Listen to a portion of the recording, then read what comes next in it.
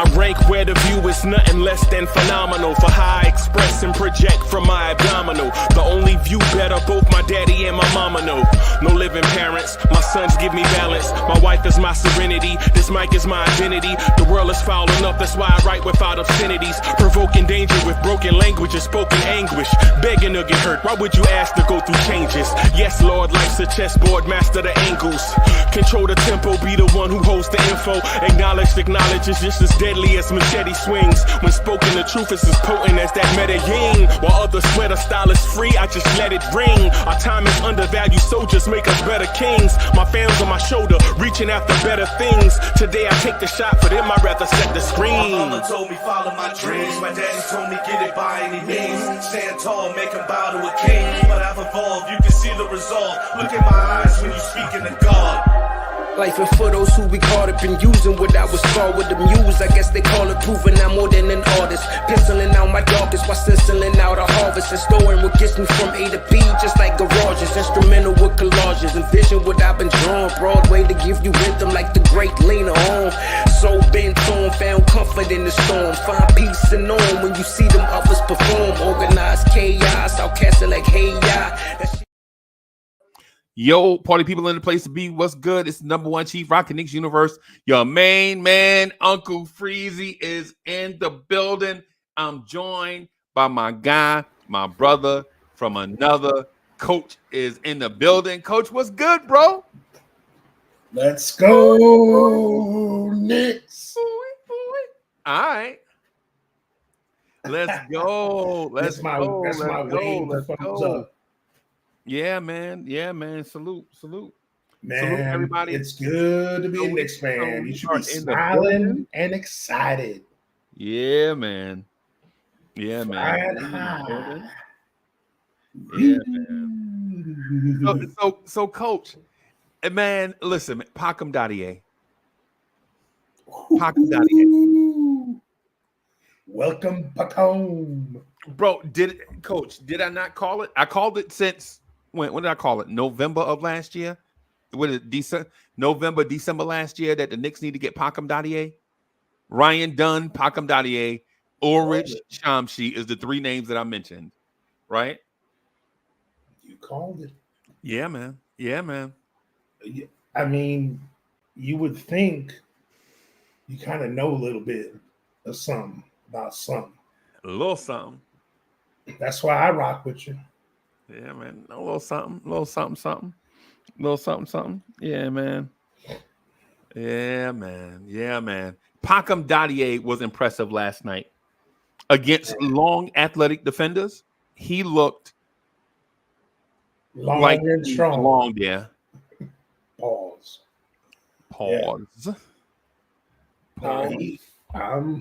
Look, and I'm sure we'll allude to all this. It's amazing when you bring on rookies, right? And you don't force them into something they're not ready for. Pause. Yeah. And you actually surround them with good players. Pause. Yeah. And how they play and they actually develop in a certain way. Yeah. And they just kind of slow cook in the crock pot for a little bit. Yeah. But, once in a while, like you can have, I'll speak in Italian sauce terms, I make that homemade sauce. You can make a good hour marinara, and it's fire. Right. But you let that thing brew for a few more hours, wait till later that evening. Yeah. After it simmers for a bit. Yeah. And then if you have that leftover batch on a Wednesday. Yeah.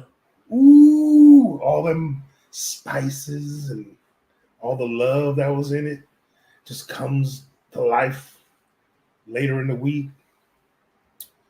If you're able to do that with a couple of lower picks in the draft, you got a couple little diamonds in the rough. All of a sudden, It's looked like we found 3 of them. Yeah. It's Yeah. looking that way. But Pacome Dadiet, Yeah, man. what he looked like in that second quarter, like at Bro. first we were all excited about Tyler Coley. And Still excited, but yeah. We're still excited about that. But man, after that second quarter, I think Pacome Dadiet did a little leapfrog on him. Yeah. Like, yeah. that dude looked like somebody that might be part of that wing rotation. Yeah. I know that sounds crazy to say, but Josh Hart, you better watch your back. last I checked, that was the Charlotte starting lineup up in there. Yes. Now I know they're dumpster fire, but it's still a starting NBA team that they win some games, you know? Yeah. And he could guard LaMelo, Brandon Miller, or the beige dude, the rookie they drafted this year, the ginger. Oh, yeah. Diabetes. No, that's the other guy. Diabate. Yeah, him. No, the ginger, the light dude with the his name John Solange or something. There's just so many of them high French guy, them light skinned dudes now. Yeah, They the all light have skin that dude coming from out of nowhere, bro.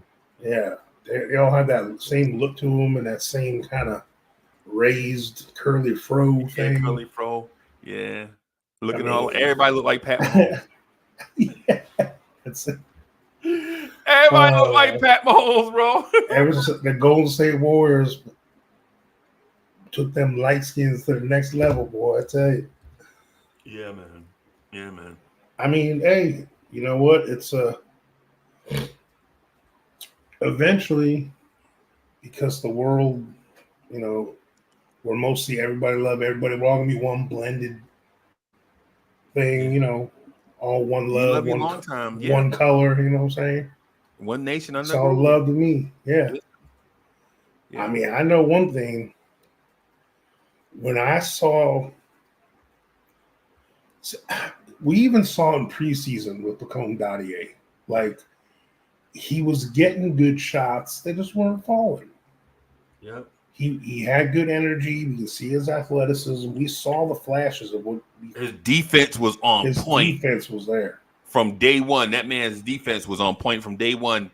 Sliding those feet, reacting. Otherwise, is in the building. Otherwise, Days is in, bro. Yeah. But yeah, man. So my God, the thing that the thing that impressed me the most about Pacome Dadiet was not the reactionary defense. Oh, you're going that way. Oh, you're going not the cornerback type defense, right? Mm-hmm. But the fact he knew where guys wanted to go and was beating them to the spot using his athleticism. Like instincts were first, and then it's like Charles Woodson, right? Like you could probably get a Charles Woodson type athlete in junior college, right? But if you download all the football instincts and intangibles, right? Like field awareness, ball tracking, reading the body, all that stuff that Charles Woodson might be the greatest defensive back. When you talk about playing the football, he might be the greatest ever. If you're talking about once the ball's in the air, who would you rather go get that football? Like Revis or Frank Minifield? Remember Frank Minifield? Remember Hanford Dixon and Frank Minifield from the Cleveland Browns? Cleveland DBs, Browns. Yeah, the Cleveland Browns. I mean, I'm a little partial to my boy Rondé, but Rondé also. Well, Rondé was more that before the ball guy. He had that. He can read everything. Yeah. Wiz is in the building. Salute. Wiz. Montero was in here. I saw. Hey, somebody put some fire emojis in the chat. Montero is in the building. Andios, salute the Instagram legend himself. Andios in the building. I know Wiz has been happy this preseason. Yeah, man. The king of all wrenches, Ribby, the RM King, is in the building. Salute. Just one Ron rib. Cleveland is in the building. Oh, Kev Guapo, what's good, man? I see y'all, man. See y'all, everybody in the chat. Everybody in the chat. All right. Ron Cleveland, the analogy king. Analogy King. Boy, The best ability is availability. Deuce Wiz Jr. is looking good too, baby. Yeah, man. So the Pacome Dadiet thing, which impresses me, Coach, is this is not about, hey, the guy is athletic and he's using his athletic ability. This is about, hey, this dude knows what he wants to do on defense, bro. At 19, this dude knows what he wants to do. He wants to take away what you want to do best and force you. The play that Trey Man got hurt. Y'all know I love some Trey Man, and I love me some him. I wish an R&B diva would just make a song for me called "I Love Me Some Him." I love me some him. But the fact that Dadiet was coach, the fact that he was hitting shots, I'm okay. I'm okay with that, right? I'm okay with him hitting shots. Every NBA player every now and then is going to catch fire. Yeah. Right. Sure. Yeah, I saw Mutombo hit 3 straight shots, bro. You know what I'm saying? I saw Tyrone Hill hit 3 straight shots one time, bro. Cliff Robinson became the best three-point shooter in the league for a quarter. Yeah, bro. The thing that impressed me was that playoff game? Was it? Was it? Okay. But my thing with Cliff Robinson. Huh? No, go ahead. The thing about Dadiet is, to me, it seems like he's and listen, potential aside, age aside, I don't even want to speak to those things. What I want to speak to is basketball instincts and basketball IQ, right? Because you can draft a 6'9" shooter out of Kentucky, right? But if you don't have basketball instincts and basketball IQ, bro, it don't matter, right? You can draft a 6'6" shooting guard out of Duke, but if he don't have instincts and IQ and court awareness, none of that matters, right? None of that matters. It's like it's like nobody's going to tell me that a 5'11", 270-pound running back should be in the Hall of Fame, in the NFL Hall of Fame, the Pro Football Hall of Fame, right? You 5'11", 270, and you in the Hall of Fame? Nah, if you 5'11", you got to be 205, 210 tops. 270? Jerome Bettis took that frame all the way to the Hall of Fame, bro. Yep. You know what I'm saying? Because it's not about the physical traits all the time, because dudes are walking around. You see dudes in everyday life like, dang, man, that dude should be playing tight end somewhere, right? Or that dude should be. You see a big 6'5" dude right and left-handed. You like, man, you should be pitching for the Padres or something. Yeah, right. But the instincts, the fact that there are instincts, there's an intellect, there's a learning thing there. And coach, on top of all of that, I believe that there's a work ethic there. Yeah. Because when I saw Pacome Dadiet, when I saw his name, he was not a defender. And the fact we drafted him, brought him in June, and by October, he looks like an elite defender, means somebody put in work somewhere. Yep. I don't know, man. It's. I know we touched on little mini arguments about this about 1.5 years, 2 years ago around here about the systems coming up. If I was an executive nowadays, America, I love you. I mean, it's the place to be. But over there in Europe, they're just doing things right over there, bro. As far as kids being ready to play, coming up through a fundamental system. Yeah. I don't know, man. I mean, just look at the top players in the world right now, bro. They all from overseas. Yeah. France. Look at France. I know. France is coming up quick. Yeah. Pause. I mean, a lot of dudes. Like, it's one thing. Wembanyama's one thing.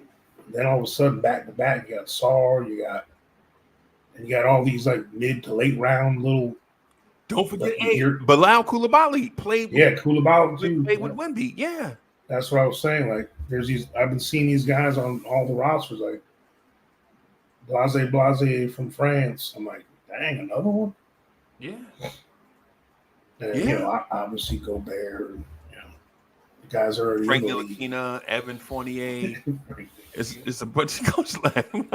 Some guys gotta coach. When I say Frank, pave the way. Yeah. I mean, Germany. I mean, those guys from. It's crazy, man. Like for me, because look, we've talked about this ad nauseum about a lot of sports. All these guys are talented. They're all athletic. They're all in the upper 0.5% of human beings on this earth. Yeah. But it's something about your come up, right? Your background, right? Your attitude, your work ethic. That's what takes that's what gets you on the team. Like, I mean, the NBA. That's one of the most elite leagues to be in all of sports. There's only 15 spots, and really 12 of them are the real spots. Right. On all those teams. So you're talking thousands upon thousands of players. Right. And it ain't easy to get in the league and then stay in the league. Because that's why I can't believe. That's why they went down to 2 rounds. Remember when they used to have like 10 rounds? Yeah, of drafting and stuff. Wasting time and picks, drafting dudes never coming and all that. You know what I'm saying? And now, like, really, I mean, yeah, we got some second round gems, but second round picks now are like most of them dudes don't make the team, right? Or they're stuck in the G League. So, like, for us, our front office to find 3 guys, 2 of them hovering around late first, early second. Yeah. And the last one, Mr. Irrelevant. Yeah. Man. And they did him dirty, by the way. When they were calling his name, they didn't even show him on TV because they were still talking about Bronny. Remember that? Oh, yeah. Bronny to the Lakers. Man, stop, bro. Kev McCullough. And you still have not even heard Kev McCullough's voice, have you? Nope. I forgot what he looked like. But then I saw him on the bench last night. Yeah. He was the 6th Nick in plain clothes last night besides the 5 starters. There was a 6th guy. Like, who's that's McCullough. Like, what's going on over here, dog? Yeah. And look, that one, besides the injury bug, he might have had the most upside of all them guys. He may. I mean, because of what his lineage is and his where he played, he's supposed to be that dude, one of them dudes. Right. But I don't know, man. It's exciting. I think the answer to that question you got up there on the board, and I'm sure chat, we'd like to hear some of you chime in. Do you guys think Pacome Dadiet is for real? Chat, what do y'all think? Is Pacome Dadiet for real? Keyshawn is in the building. Salute. How about them Packers? Go Pack, go. Salute. All Go, Pat, go. right, here's the thing. I know your answer. You already had that answer before that second quarter outburst. Okay. I'm gonna be the pump the brakes bad cop in this situation. Okay. Calling him for real for one quarter, I don't think it's 100% fair, but it does make me feel warm and fuzzy inside, though, for sure, of potential. Because when you have a 19-year-old that can step in, and now he wasn't someone just playing in garbage time. This was a time where there were some starters in there for the Hornets, and I know it's preseason. What I think is going to happen is he needed that game was like that quarter and that game was the icebreaker game for him. I think he's going to see, wow, I can do this here at this level in this league. So now his follow up to that, I'd like to see the next time he plays how confident he looks, and it's only going to come with time. The confidence, it's something that Kolek already has. Yeah. Honestly, like Kolek plays like he's a vet. The way he like commands and points, and the way he just dribbles up the court. He's the epitome of comfort. Right.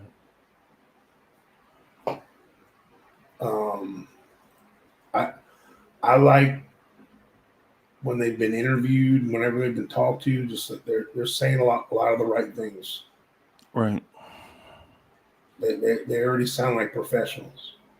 Right. So I think he definitely has the potential to be real. That's for sure. Right. Right. So I put a poll in the chat. So the answers are yes, no, and maybe. Okay. Right. So what I'd like for everybody to do is go out to that poll. Let your voice be heard. Is Pacome Dadiet for real? Is he a rotation player right now? So my answer to that is yes, Pacome Dadiet is a rotation player. Right? I answered yes. No, he's not a rotation player for a championship contending team. If Pacome Dadiet played on the Hornets, he'd probably be their 6th or 7th man, 8th man, because they have Miles Bridges and Brandon Miller and Tijon Salon. Right? He'd be in that mix for Charlotte. For the Knicks, I think he's probably a defensive. He'll be in for defense, but he won't be in for anything else. Right? Tibbs will put him in with a defensive unit and then snatch him back out. But I don't think he can be trusted or depended on. And it has nothing to do with Pacome Dadiet. It has to do with him being potentially the youngest rookie in the league right now. Now, with that said,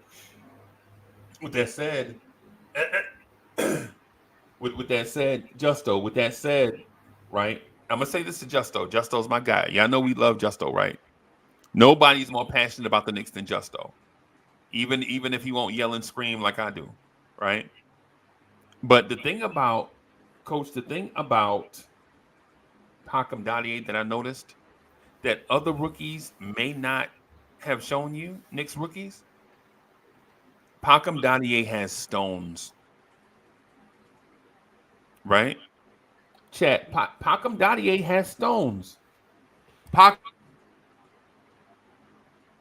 Cojones? Pacome Dadiet has, yes.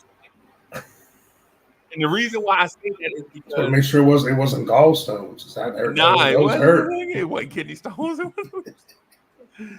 The reason why I say that is because from day one since Summer League, That man was jumping out there guarding all the other team's best offensive players, just asking to get cooked, right? Just begging to get cooked in offensive set. You know, summer league is an offensive set. Everybody just going for theirs, man. They don't care. Mhm. Everybody's just going for theirs. And Pacome Dadiet is out there trying to play defense, right? And so you're like, I don't get it. And then his shot wasn't falling in summer league. Remember how his shot kept hitting the front of the rim? I'm like, dang, his shots are short. Right? Like all of his shots are short. He keeps shooting his shot and it's short. I'm like, yo, what's going on with him? Coach yawning and stuff. I gotta get you. I'm not tired. I know. I didn't say you were tired, bro. Oh. I was about to say. I need to get you on this donuts diet. I had the spice pumpkin donut. From, I'm on a diet. I've been doing keto for the last 4 days. Oh, man, come on, coach. Man, quitting is for losers, bro. Bro, that's to bring sexy back, bro. I wish I had a sexy back. But on the like diet, I'm wearing a fat suit around who I am. Yeah. I need to take a zipper and zip this thing off, man, and show y'all the real me. But I'm joking, of course. But man, Pacome Dadiet looks like he wants to be a defender, and you don't know what his motivation is. Did Tom Thibodeau tell him, like, face to face, hey kid, listen, the only way you're gonna get on the court is to play high level defense? Is that what Tibbs told him, or did he feel like he was snubbed? Did he feel like he was a lottery pick or a top 10 pick that got snubbed and he's got something to prove? You know, so we don't know what it is. All we know is a 17-year-old that never played defense showed up as an 18-year-old that takes pride in defense, right? And you don't generally hear that. You generally don't hear that. Or maybe it's what Building Block said. Maybe it's the fact that in that wing room, in those wing conversations, right? If it's in those wing conversations, maybe the personality of the team is rubbing off on Pacome Dadiet. Maybe that's it, right? Because when you look at the physical gifts, Pacome Dadiet is physically more gifted than all the wings that we have. If you're talking about height and wingspan and all of that, Measurables. 6'9", super long arms, athletic. Yo, Ivory 10 is in the building, bro. Where you been? Ivory 10, where you been, bro? We've been looking all around for Ivory 10 and he missing. He came to show up for freestyle, but we didn't have the show. Ivory 10 got me mad as hell up here. We've been searching around all the internet looking for Ivory 10. He's been mad because of Mitch. Everyone's been dogging his boy. Oh boy! Everyone's been dogging Mist Robinson. Oh, that's his name, Miss Robinson. Oh, no, not Mist. Mist. MISSED. Oh, Miss Robinson. Yeah. Oh my goodness. Or you can call him Mist too, like Into the Mist. Like and Nick G is in the building. Nick G is in the building. So, but I tell you what, Dadiet's potential to be rotation, I think, elevated twofold because of the Shamet situation. He moves up the rotation because of that too. I'm gonna say this, coach, and it's probably gonna make some people angry. Pacome Dadiet looked better than Deuce McBride last night, bro. He did. That's my opinion. Everybody, I didn't share that with anybody. I shared that with you just now. That's it. That's me sharing my Deuce, and you know what? I'm gonna agree with you because it looked like in the Deuce's first game he played. Yeah, it looked like he was just playing. He was just doing what came to him. In this last game, it looked like he was forcing himself to do things he don't normally do, Right. like playmaking stuff, dribbling, and all that stuff. It's like he's trying to show he can do it or something. I don't know if he was consciously trying to show it, but he needs to just know his role, know what he can do well, and McBride is a short 3-and-D guy right now. He really is. He's a catch and shoot. Now, if someone gives him a lane, he can take. He's athletic enough to take it to the rim. But you saw last night a couple of times he took it to the rim and couldn't finish. Yeah. You know, so is that a height thing? I mean, that's against the Hornets. Imagine against other teams. You know. Right. And I'm not saying whoever's a point guard or whoever one of our guards is that drives to the rim has to be able to finish like Brunson all the time. Right. But he looks like someone who always used his athleticism to get to the rim and score, and he's not naturally crafty. You know what I'm saying? Like guys like Brunson and Kolick, who have less gifts than maybe McBride does athletically.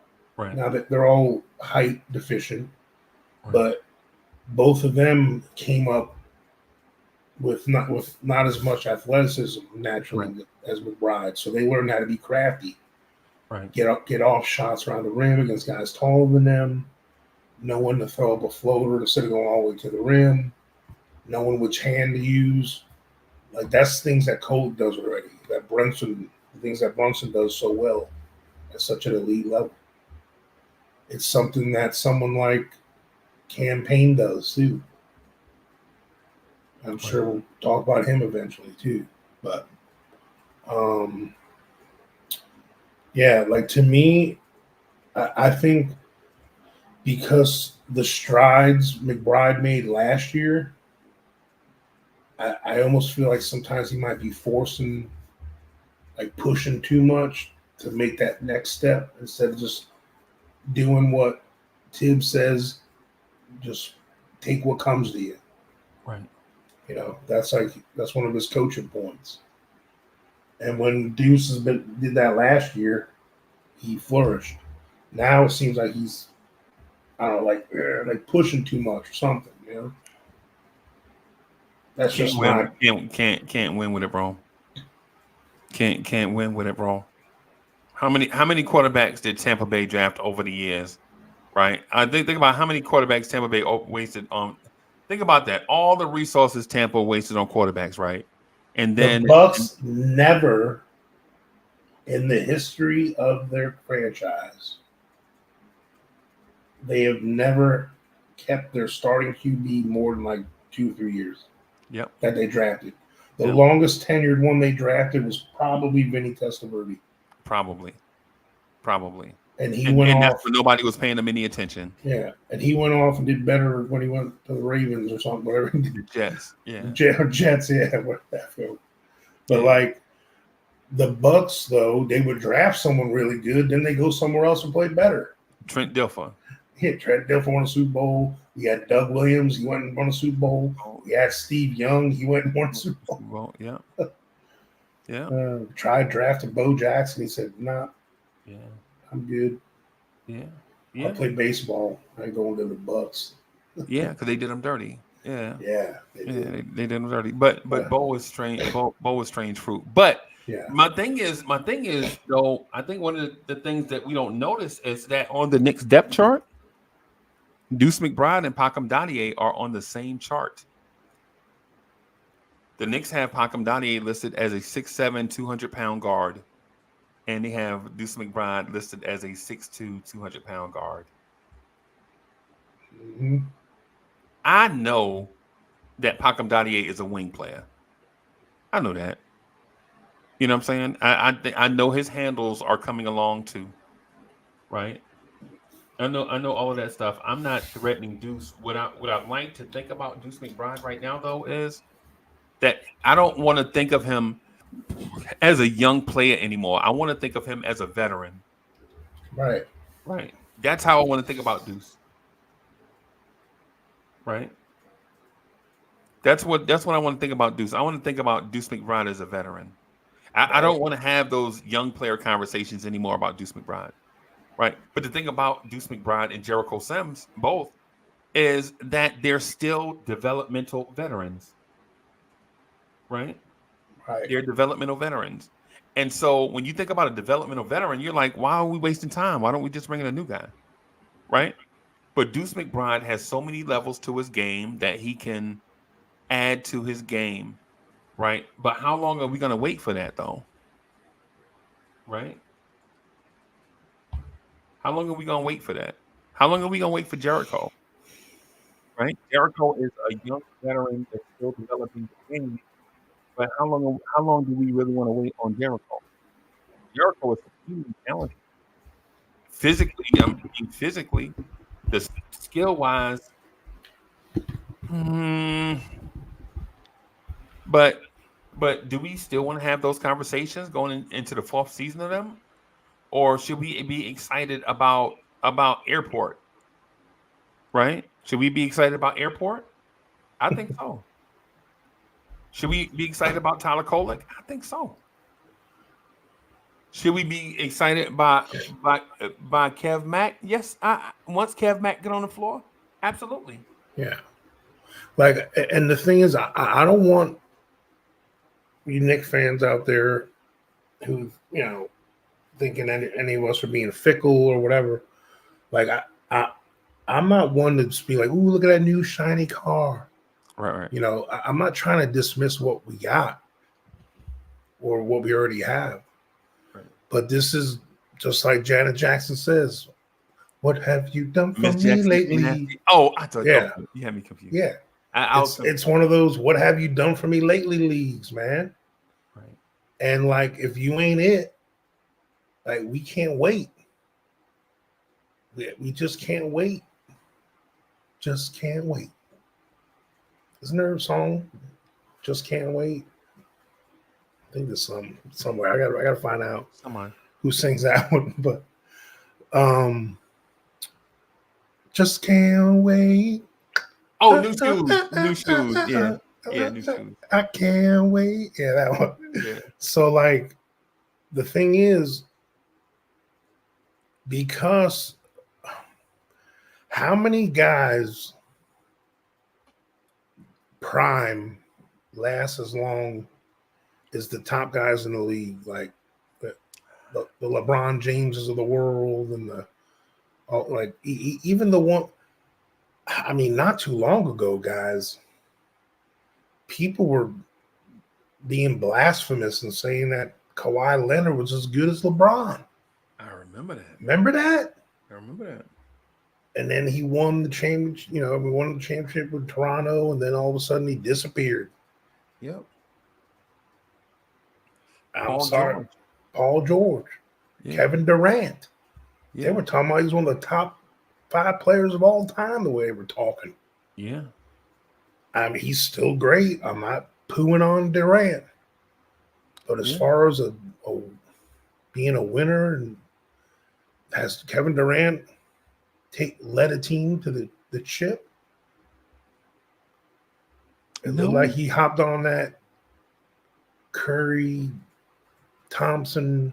He made them really good, though. Draymond train. He made them really good, though. But he lost to LeBron. They lost, that one year, didn't they? No, not with Kevin Durant. They did. I'm thinking, didn't he hurt his Achilles or something? Oh, yeah. You're talking about at the end of his run. Yeah. But they had 1-2 before that, and then they were going for 3 in a row when he got hurt. Yeah. But like I said, I'm not bashing these other players or wishing whatever. Being really good for a long time just doesn't happen much. I mean, there's been so many guys that were so good for a couple of years, and then they just disappear. Whatever happened to what's his name? Remember? Yeah. The league's full of them stories. Yeah. So what I'm getting at is this. Whatever happened to Ben Simmons? When we got exactly. I mean, that's just craziness. Whatever happened to Mike Conley? Guys. Whatever happened to Russell Westbrook? Salute to Corey Lee. Corey Lee is in the building. Corey Lee is in the building. Salute. 718 boy. Corey Lee says, salute to Corey Lee for the generous contribution. He says, hit that like button. 4,000 is the goal. That's the goal by the end of the year, everybody. That is the goal by the end of the year. Subscribe. If you ain't subscribe. Yeah. It's free. We want a cha-ching 4,000. So, like, what I'm getting at is this. If we got guys that are just kind of mid-level fringe rotation guys we're still waiting on, bro, we got a championship to win at this point. Okay. Like, we ain't got time to wait for a 26-year-old and talk about him like he's still a kid. Mm-hmm. Yeah. You know, or we ain't got time to wait for someone after we burned our hand on the stove waiting on him a few times. I don't want to get back under the M word, but he's going to be the new Voldemort, Mitch. He who cannot be named. Yeah. Like, if we keep him, and it's going to be great. Yeah. And that's our answer to the big guy off the bench. And he's going to be an elite defender off the bench and a great rebounder off the bench. And he's going to give us some good minutes. And I'm going to root for him like I root for Cat, the way I root for Brunson, the way I root for everybody else. Cat is that dude, bro. On the Knicks. Yeah, Cat is that dude. I'll tell you what. Before we got him, when all them rumors the last couple of years about him, I was in the camp of I'd rather keep Randall. What did Julius Randle do tonight? Go ahead, Coach. If we were going to use Cat, like if we were thinking as far as the four goes, and Mitch was going to be full time starting, like I wasn't interested in Cat. I didn't think we needed them to win. But man, when we did get him, I was pissed we lost DiVincenzo. Yep, me too. And like I said, my three top guys that were my heartstring guys are gone. My number one was iHeart. You all know. There he is. Wow, he didn't shoot any threes. Anthony Edwards shot them all. Great day. 3 of 60. I guess he used all his makes against us. Bro, that's what I'm saying, bro. How does Rudy Gobert, how does the center be negative 18? And that man had 13 27 minutes. Rebounds. Anthony Edwards is having a Kobe-like shooting. Bro, I'm telling that's what Cat had to deal with last year, bro. Yeah. Anthony Edwards was only at the free throw line once. Bro, against the Bulls. He's too athletic to be shooting outside that much, man. Yeah. 16 of his 23 shots were threes. Look at the halftime score, Coach. Look at the halftime score, 71-58. How in the world did Minnesota give up 71 points? Julius Randle. Damn. Yeah. You think so? No, I don't think so. I'm trolling. I'm trolling the Randle fans. Conley actually played in this one too. Yeah. And Mike Conley might have been the reason why they couldn't guard nobody tonight. Let's see what Dante did. What did Dante started down? Dante he scored 17 points off the bench. He missed 10 3-pointers. Wow. Looks like they like that Minot kid. They've been using him. Yeah. He had 18 points. Yeah. Another beige dude. Pat Mahomes. Yeah. I think they're gonna be in the mix over there in the end, though. Right. The Thunder. Yeah. Keyshawn asked if Randall played yet. Yep. Randall had 15 points on 12 shots. He hit 3 or 4 free throws. 5 He had assists. 6 rebounds, 5 6 assists, rebounds. 1 block, 2 turnovers. Yeah. Yeah. 1 steal. Yeah. Randall filling up the stat sheet, bro. Welcome back, Julius. I'm glad Welcome you're back. playing again. Yeah. I did catch a Thunder game. Okay. iHeart's a big part of that offense. Okay. He's going to be getting a lot of assists this year. Yeah. Yeah. He's doing a lot of that kind of stuff. Is he in a category with Joel Embiid? Come on. I love him a lot, but analytic wise, like I don't know how. Yeah, that's what I don't know how he does it, but man, the difference between iHeart and Embiid is iHeart don't shoot the ball 40 times a game. I mean, his skill set and his size. Yeah. Who's more athletic, Embiid or Hartenstein? It ain't even a question. It's Hartenstein, in my opinion, everybody. Yeah, I mean, his athleticism is way underrated. Way underrated. Way underrated. Right. Before he had his Achilles was kind of lingering him for a year and a half here. Right. He has some bounce too. Yeah, I used to call him Air Hartenstein. Yeah, he was catching lobs for the Clippers, and He used to be out on the break with the Knicks. Remember that? yeah, The Knicks would be fast breaking, and they'll just kick it back to Hartenstein from out of nowhere, throwing it down. I'm like, Air Hartenstein. But we wouldn't throw him the lob, though. When's the last time you saw us throw a lob to Hartenstein? I know I saw Cole throw a lob to Precious. Oh. That was a nice one too. Oh, yeah. Speaking of that guy, Yeah. dude, are we not talking about Precious enough? Barry, what's good? Barry's in the building. Salute. Slime is in the building. And I'm not trying to just knee jerk just over his performance this last game, because you can go back to what he did last year and fill in role. I mean, he was a double machine. Yeah. Starting for us last year. Yeah. As an undersized center. And then he was playing the 4 with Hartenstein. Yeah. And that's because Hartenstein's a mobile and skilled big. Right. Well, that's why I personally like the idea of him playing more often as the 4 when Cat's in there. Because I think Precious has shown he's got a good basketball IQ. He doesn't do dumb stuff. He just takes what comes to him. Right.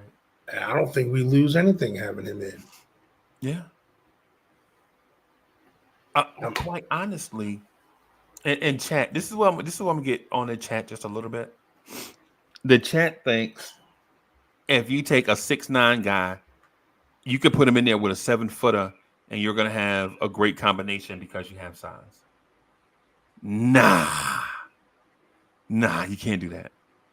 Right? That's like saying putting Ben Wallace and Mutombo in the same starting lineup and you'll get great Nah. The skill sets don't match. Right? The skill sets don't match. Right? Sherwin is in the building. Salute. Salute, Sherwin. The thing about Precious is a jumbo energy wing. Right? When I look at Precious, I don't look at him as a center. Yeah, I look at him as a big wing, kind of like in the mode of a Cliff Robinson. Okay. but Cliff could shoot it, right? Cliff could shoot. So think Cliff Robinson, but with questionable shooting. I mean, I don't think Precious was given the green light till recently. Yeah, it looks like he's shooting pretty good. Yeah, but the thing about Cliff Robinson though is Cliff Robinson was never going to play center, even at 6'10". Right. He was never a center. Yeah, it was never even brought up. He was either, I mean, they were using him at the 3 a lot, and back then that was rare for his size. Yeah. Because they already had like Jerome Kersey, yeah. Buck Williams. Yeah. Kevin Duckworth. Mark Bryant was on that team. Mark Bryant, yeah. Hey, Mark Bryant had the worst beard ever, but anyway. So my thing is with just putting two bigs in the game at the same time, there is an element of, can these dudes play together? You right? just said it. He's not a big.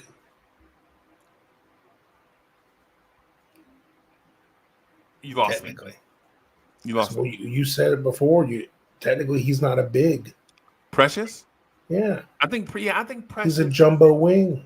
Yeah, like a jumbo wing. Yeah, that's what I keep telling Dre. But Dre, Dre don't listen to me when it comes to basketball, man. He don't like to listen to me, man, when it comes to that basketball stuff. Because I guess whenever Dre get here, I texted him, right? I guess whenever Dre get here, man, he'll tell you, I guess we have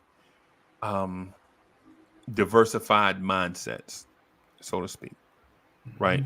The thing is with a Dre, IKBM Dre, he wants to see modern basketball at all costs. And when it comes to Cowboy Bob, he likes to see everything be fundamental. Hit your free throws, box out, grab rebounds, stay in front of your man. Everything Cowboy Bob says, even if Cowboy Bob uses 1,000 words to say a 7-word sentence, it's about the fundamentals, right? So it's like he's like, look at Hubba Hubba the party, right? So basically, what Cowboy Bob is saying is look at how a classic big man can grab a rebound without bobbling it. There's no volleyball around the rim, right? Strong hand, strong arm, strong wrist. There is no rebound goes up, it's tipped around and batted around and scramble for that man. Go in there, get the rebound, everybody get back, go down court. You know what I'm saying? Mm-hmm. Same thing with Cat and the great rebounds of the game. The great rebounders, there is not gonna be no batted ball all around the place and things like Airport. Airport is that type of dude. Very strong around the rim, good, strong catches. Like you saw the lob that he caught from Kolick yesterday. There was no bobble in the air and all that stuff. He caught that ball, he threw it down. Period. He knows his, like, he's been big his whole life. Because he plays that. He knows he's big dude. And he ain't afraid to use it. You know what I'm saying? Yeah. Did you call him Tyler J. Fox yesterday? That was Kolick. Kolick, yeah. Did you call him Tyler J. Fox? I was laughing at that all day, man. I was on the phone. I was laughing at that all day. Like, remember Tyler J. Fox. Remember Teen Wolf before he turned into Teen Wolf? Yeah. That's what he looked. Michael J. Fox. He called that man Tyler J. Fox yesterday. That was hilarious. Yeah, man. Michael P. Keaton or whatever. Remember from that other show? What was the other show? I forget. Was that his name? Family Ties. Yeah. Was that it? Family Ties.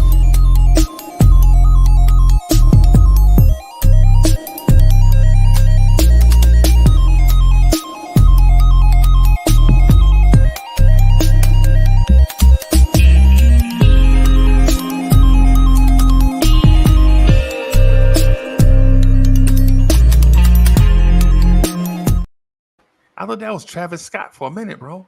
I thought that was Travis. We got some distortion in there.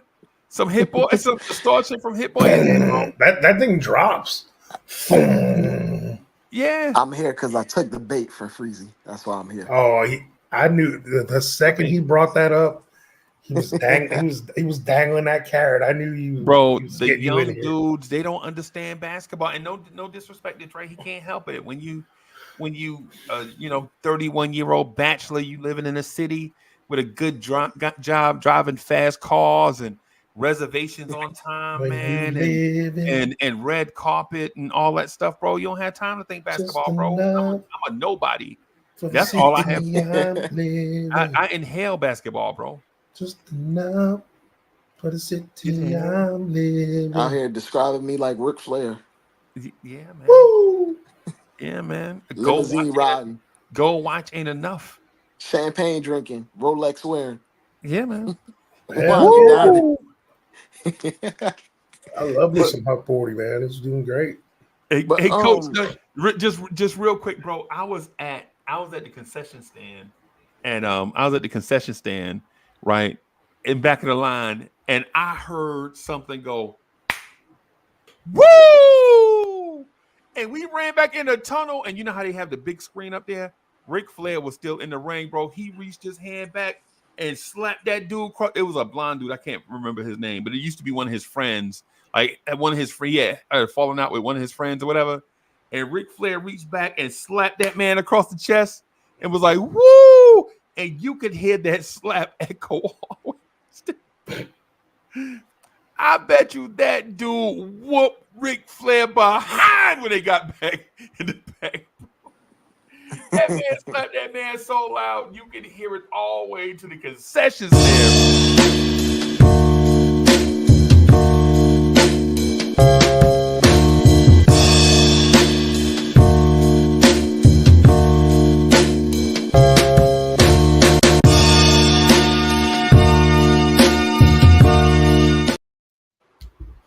Uh-oh. What's good, Jets? There goes the neighborhood. Oh, boy. Yes, sir.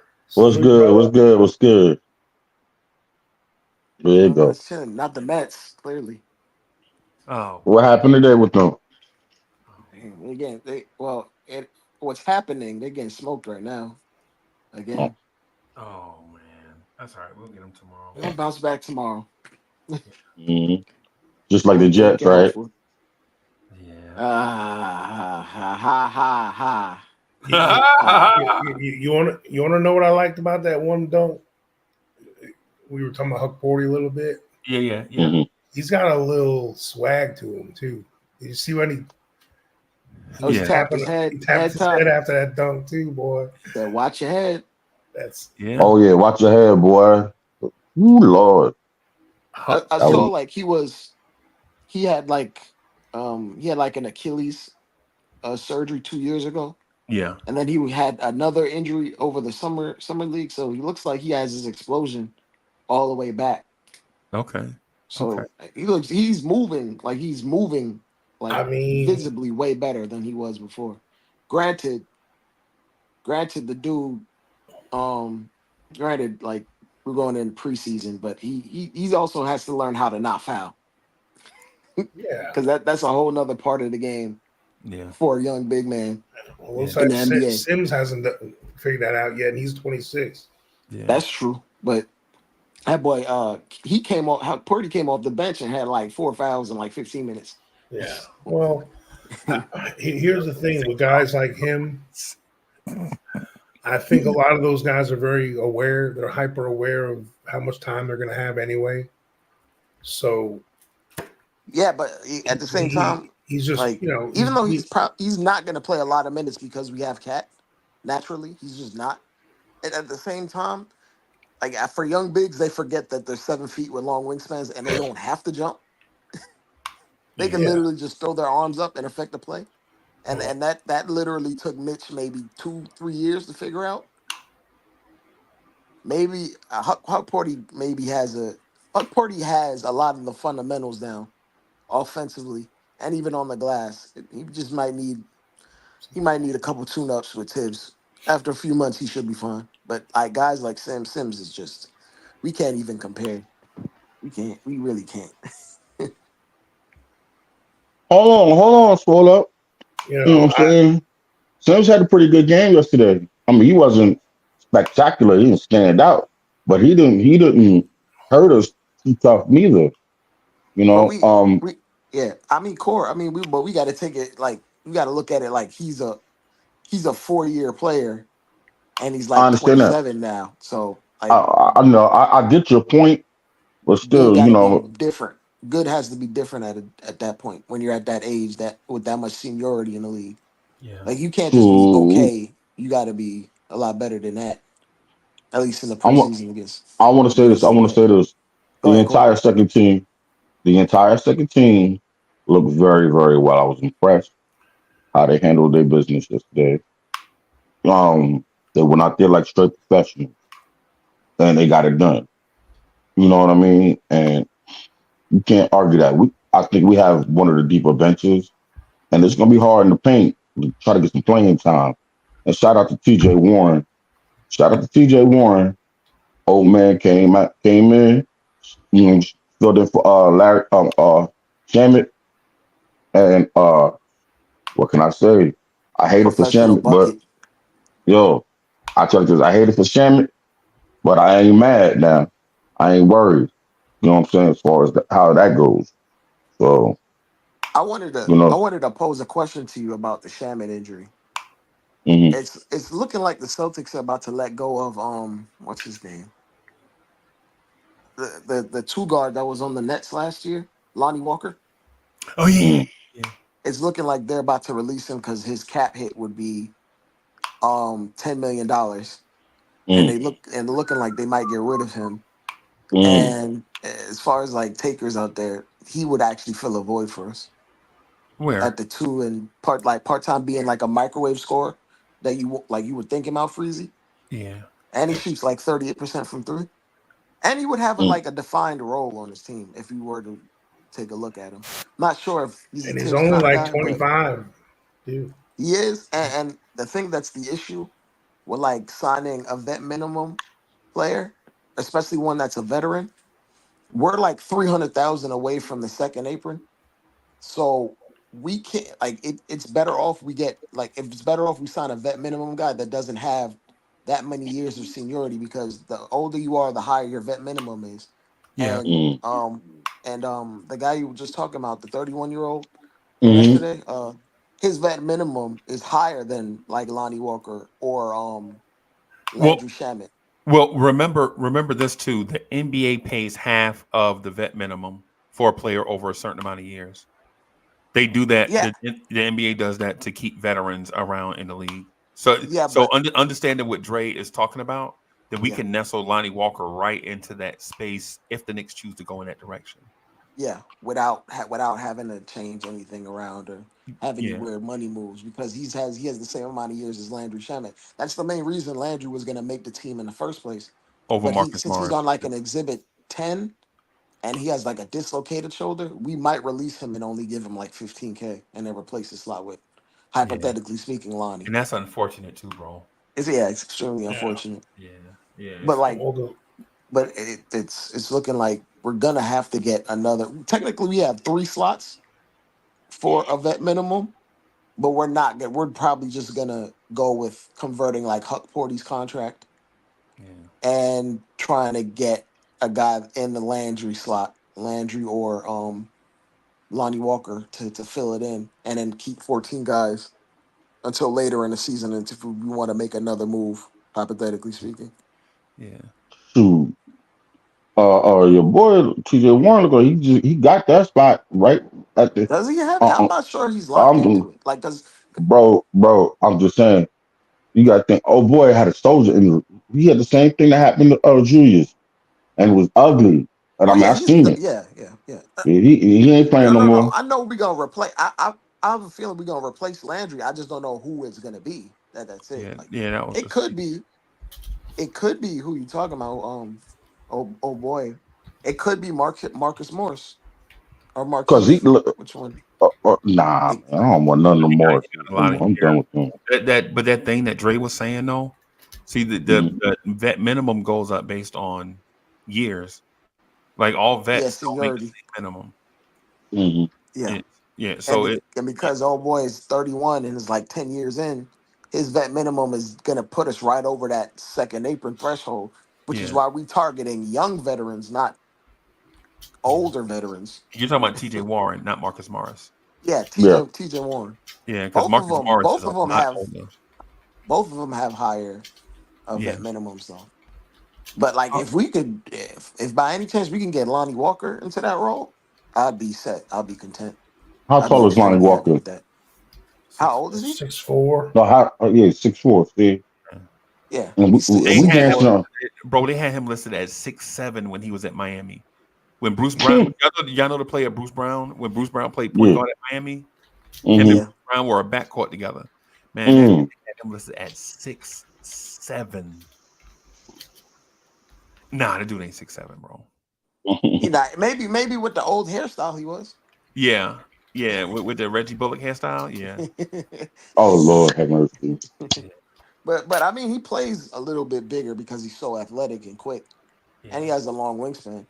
He could fill that like microwave scoring because Landry Shamet isn't that big of a player either. But no, he's So 6'4" too, I think, yeah, and he's so, probably shorter than that. You know what I'm saying? He's probably like 6'3". so You like know. if Boston decides to let Lonnie Walker go, they might keep him just to spite us yeah. because of this injury.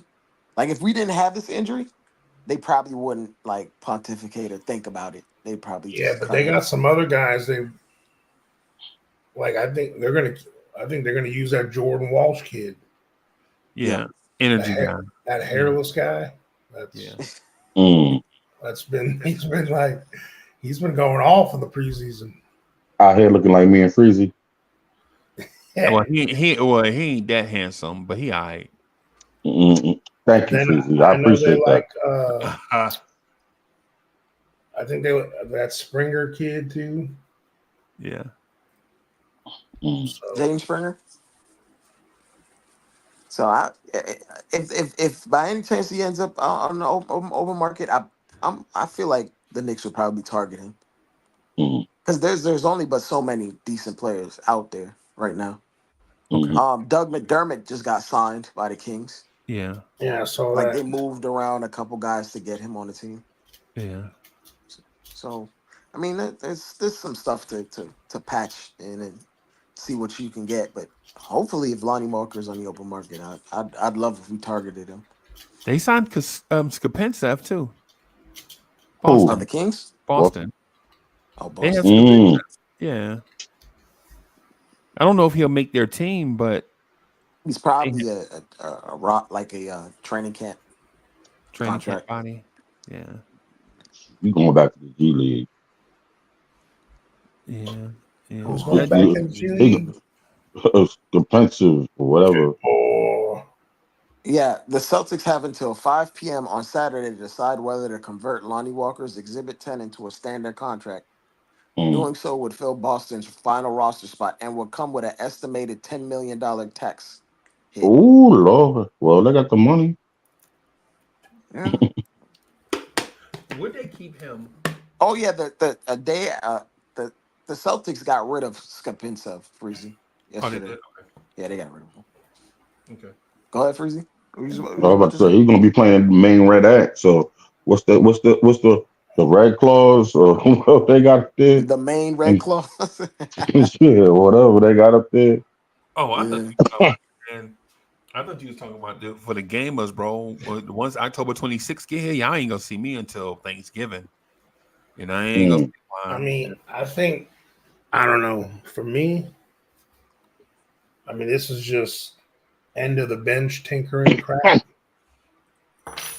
Like, I don't think it's gonna make a difference with our success or not. Hmm. But I think what looks good right now because of these fringe rotation guys we got look like Dadiet looks like he might be willing to answer the call if he gets a chance.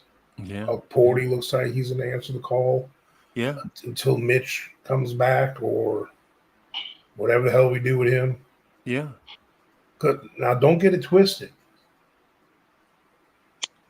My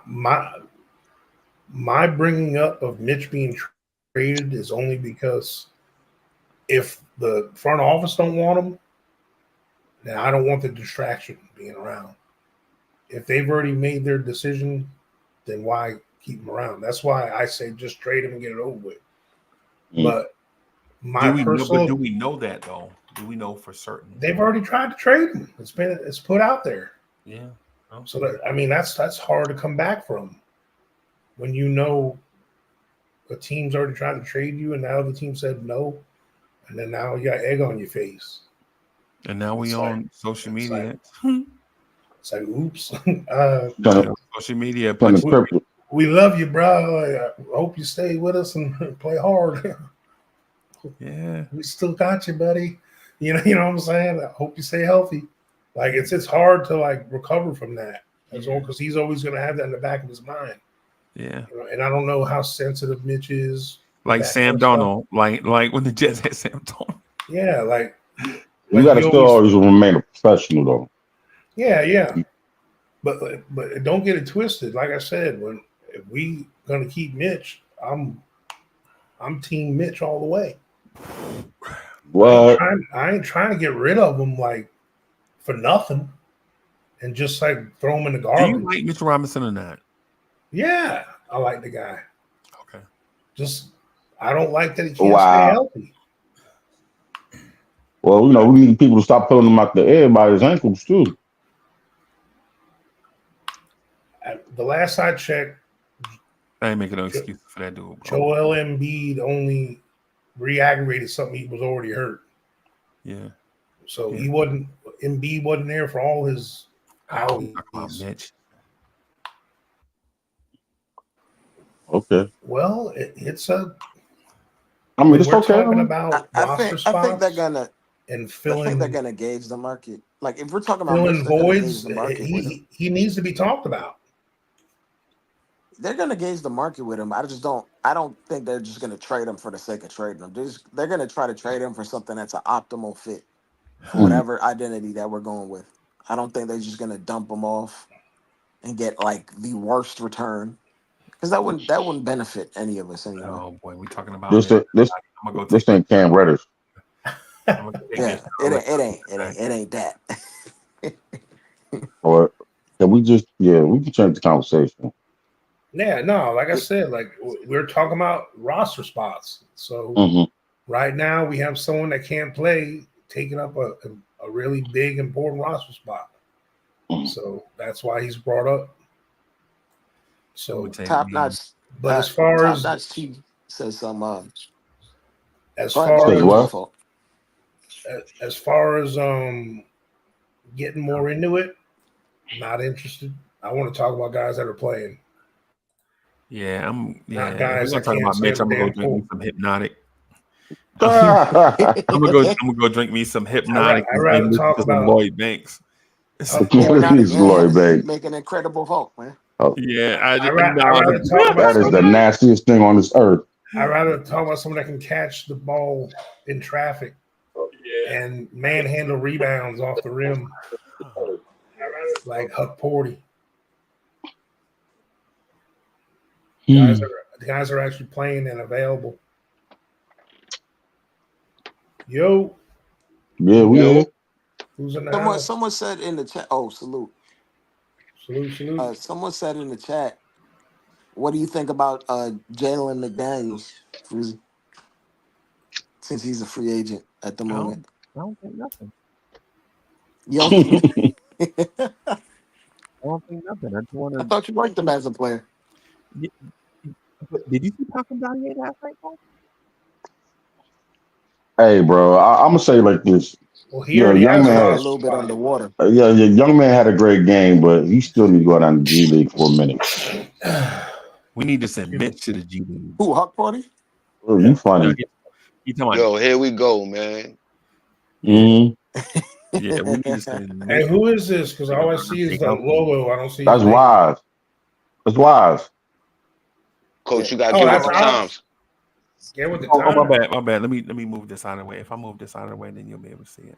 What's good, Mr. Coach Malpica? What's up, man? How's it going? Oh, nice to see you. Wise is in the building. Hey, I got to talk to you about Wise. Listen, I got to talk to you. Did you change your logo? That hasn't always been your logo. I change it up every now and again. Yeah. Wise, we got to have that talk, bro. Right now? No. Are you calling me out? What I got to say at the Times for? Who? He said I got to get with the Times. What's he talking about? What? The logo been changed, Coach. Well, I haven't seen it since you've been back. I'm sorry. I don't have you got to get with the times, right? I'm sorry. I don't have everyone's memorized. When was the last time you were on the panel? The other day. I'm sorry I missed you, brother.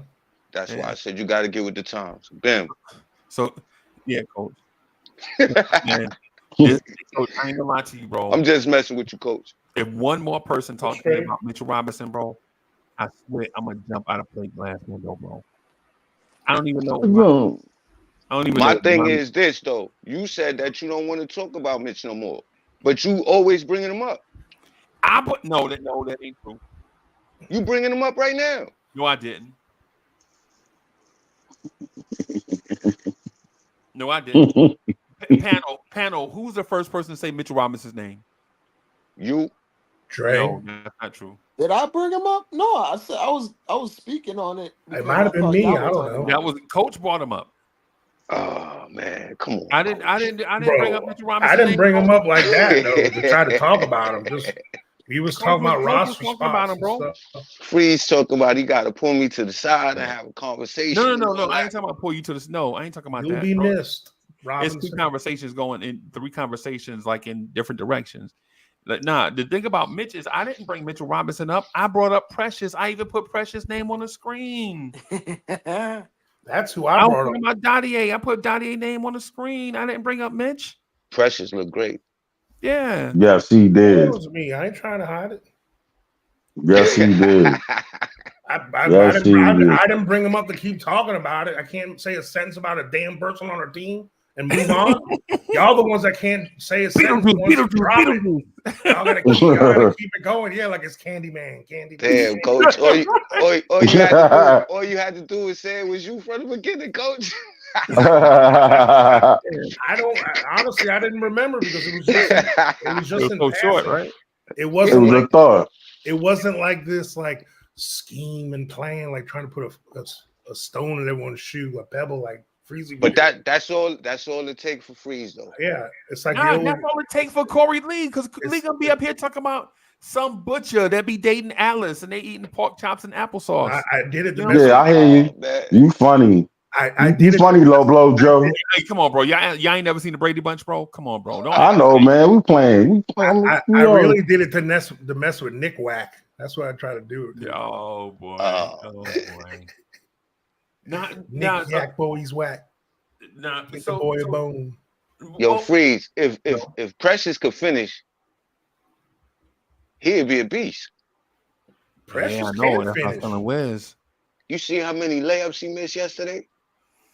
That's what I was telling Wiz. Did you see all the dunks he finished? He could dunk, but I mean a simple layup. Just if you got to dunk all the time, dunk all the time. Yeah, I saw him make a bank shot. That was pretty nice. Yeah. I mean, to me, Precious hasn't been given really a big sample size to be able to play extensive minutes since he's been in the NBA. Like even when Toronto, first when he went to Miami, they didn't, when they drafted him, he couldn't really crack the regular rotation there much because they were a championship level team at the time, right. Weren't they? Yeah. And then with the Raptors, the same thing. He's still only 24 years old. Yeah. And we gave him more consecutive starts than he's ever had. And look what he did last year with it. Yeah, I agree. And that's what dudes from the Bronx do, bro. And now, but he really from Queens, right? Dudes from the Bronx get it out the mud, bro. Did you see his interview? Yeah. I know we did. was Bronx. That's It wasn't none of that. That's a good. It was Bronx with a little hint of Nigerian. Yeah. You know. Yeah, Fordham Road, bro. It was. He's a consummate pro, bro. He's one of them guys we got to keep around for sure. You keep getting him for $6 million. Yeah, but also too, you funny for five. Anyway, one thing I was listening to him. Yo, that is one of the most humble young men I've seen like seriously, like he's happy. First of all, he said he's happy to be. He wanted to be in New York. You know what I'm saying? New York is home to him. And wow, just the way he showed out yesterday makes me know, like, yo, I wasn't. What I was watching in Memphis was serious. Yo, just raw, pure talent. Raw, pure talent. He even said he's a walking miracle. Yep. Yeah, he did say that. Yep. Yeah. I mean, that's someone that's blessed to. He knows what he was blessed with, and he's making the most of it. And he from the Bronx, bro. It's that Bronx tinge to it, bro. It ain't like super clean and pristine like other boroughs next to it or whatever. You know what I'm saying? Right. Like boroughs that used to be gully and now they super clean and pristine and safe. The Bronx. Yo, Freeze, you know he really from Queens though. He just went to school in the Bronx. What? He just went to school in the Bronx. Yeah, he from the Bronx. He from Queens. I want to give props to someone in the chat because it reminds me of something that we need to talk about because it kind of will shove two of the guys we always hate to talk about out the door. Top Notch T says, did Sims come back with a J? The answer is no. No. And number two, to reiterate the point that Freezy made earlier, I'm trying to have professionals on my team that are putting in that work in the offseason and bringing something new every year, showing that you're adapting, showing that you're getting better, you're adding to your game. And that's what the young man, Pacome Dadiet, did with his defense. That's what obviously Precious did something in the lab because it looks like he's pretty comfy shooting outside. You know, he was 2 for 3 from 3-point land. He's playing with and the third one, and the miss didn't look bad. No, it wasn't like a Grimes UFO or something. It wasn't. And it looks like his handles weren't that bad either. Yeah, like that's someone that's been putting in the work. Oh, look who in the chat. Okay, Paris Duggar is in the building. And the other two backup bigs on our team, have they done something to improve themselves? Nope. Okay. And that's why I have the opinion. If Jericho Sims came into the season with a J, I'd wonder if he had weed in his back pocket or something. Because that's the only J he got. He ain't got nothing. He ain't nothing else. He ain't got no type of perimeter skill. And for Paris Douglas' point, like if you're 6'8" in the NBA, you better be one hell of a rim protector if you ain't got no jumper. Yeah. That goes for basically any position in the league. The thing is, big man, I can live without Sims' offensive talents at all. If he was this unbelievable, if he had Pacome Dadiet's defensive skills, like the big man's version of what Dadiet can do already, I can live with what Sims does. But he doesn't. Yes. No, that dude's got 2 left feet on defense. Dadiet. Hey, hold up for a split second. Well, I'll say this. Yeah. Look out your window. Knicks fans is on your block. Y'all know the Knicks run the city. Pull them shades back. Look out your window. Look down there on the block. That's Knicks fans right there.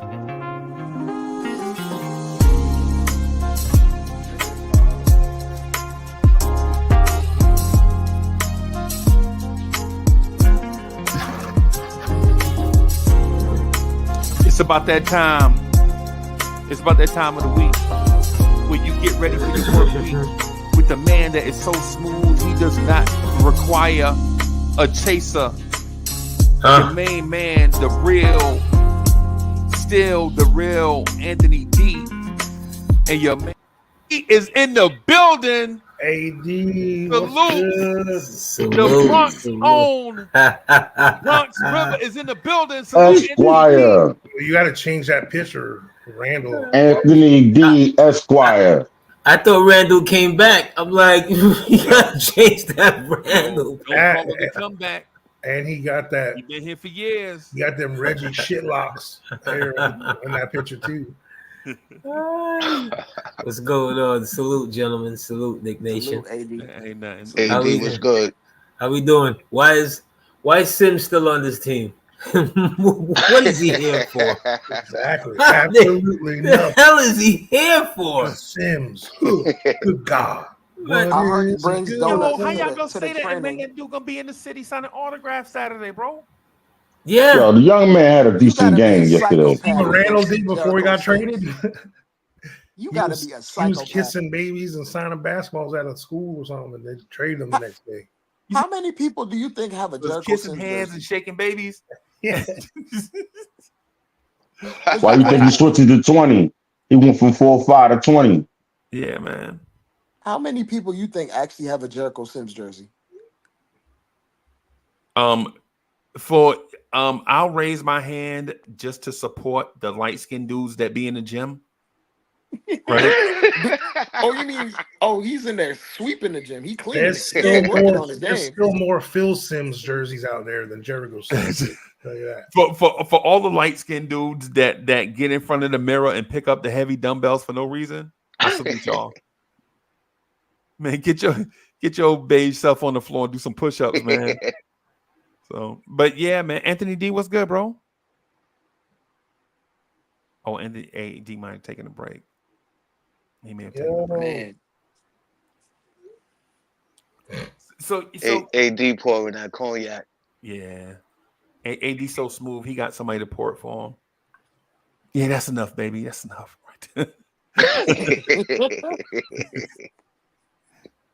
Yeah, man. Yeah. No good my Louis Vuitton slides. Yeah, man. He getting a pedicure right now. Right now, bro. Right now. But you know what though? The Jericho Sims thing really don't bother me, y'all. The thing about Jericho Sims that bothers, Jericho Sims himself doesn't bother me. But I think our expectation of what we expect a young guy to be, and we put Jericho Sims in that conversation, that is kind of like, the rock in my shoe a little bit, right? Because I think we should look at Jericho Sims as a dude out of college, just good enough to hang on to an NBA team with no potential. And that's it. Like, Jericho Sims should always be considered the 12th man, as opposed to us thinking if his handles only got better or if his jump shot only got better, he could be. Nah, that ain't every second round pick don't go through that. Every first round pick. Exactly, building. If Jericho I just wish he had a higher basketball IQ. Bro, really, Jericho Sims is supposed to be somebody's left tackle. Bro, seriously. Bro, athletes don't think like that, bro. It's Jericho Sims is a tackle dummy. Yo, who do y'all think have more talent? Think about this. Who had more talent? Felix Jones and Darren McFadden or Barry Sanders? Physical gifts. It's got to be Darren McFadden and Felix Jones, bro. Yeah, I was about to say Felix Jones. Well, I mean, that shiftiness is a God-given gift. That shiftiness is different. But there's an instinct to it, like when to use it and when not. Because there have been plenty. Oh, okay, I get Coach, what you're what's saying. the dude that used to play for the Lions? Lions? Bringing up Walter Payton on that one. Yeah, Walter Payton is another example. It's more effort and craziness.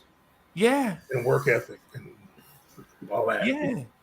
I remember Joe McKnight. You remember Joe McKnight? Yeah, the Jets. Yeah, who had more physical gifts than? Y'all remember Reggie Bush? USC. Mm-hmm. Joe McKnight was USC as well. Yeah, man. When you talk about the physical, yes, and then when you talk about want to, who had more? Oh, you remember Leroy Horde? Who had more want to than Leroy Horde? If you needed 3 Michigan, yards, he was going to get you 4. then If you Cleveland. needed 10 yards, he was going to get you 4.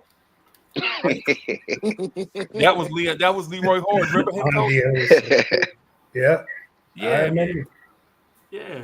So Leroy Horde was probably just a ball of heart. That's it. You remember Larry Sanders, the running back that used to catch all the passes from Oh, Arizona? yeah, he's a fullback. Fullback. Fullback, yeah. Fullback. You remember he wasn't a good bro, but if you ever tried to tackle that, bro, Who was a more tackling nightmare than the Nigerian nightmare, Christian Okoye? Exactly, brother. Yeah. Campaign is Don't say nothing about him because Steve Atwater is just took that right now. Yeah, but he cracked Atwater at least 7 or 8 times in his career.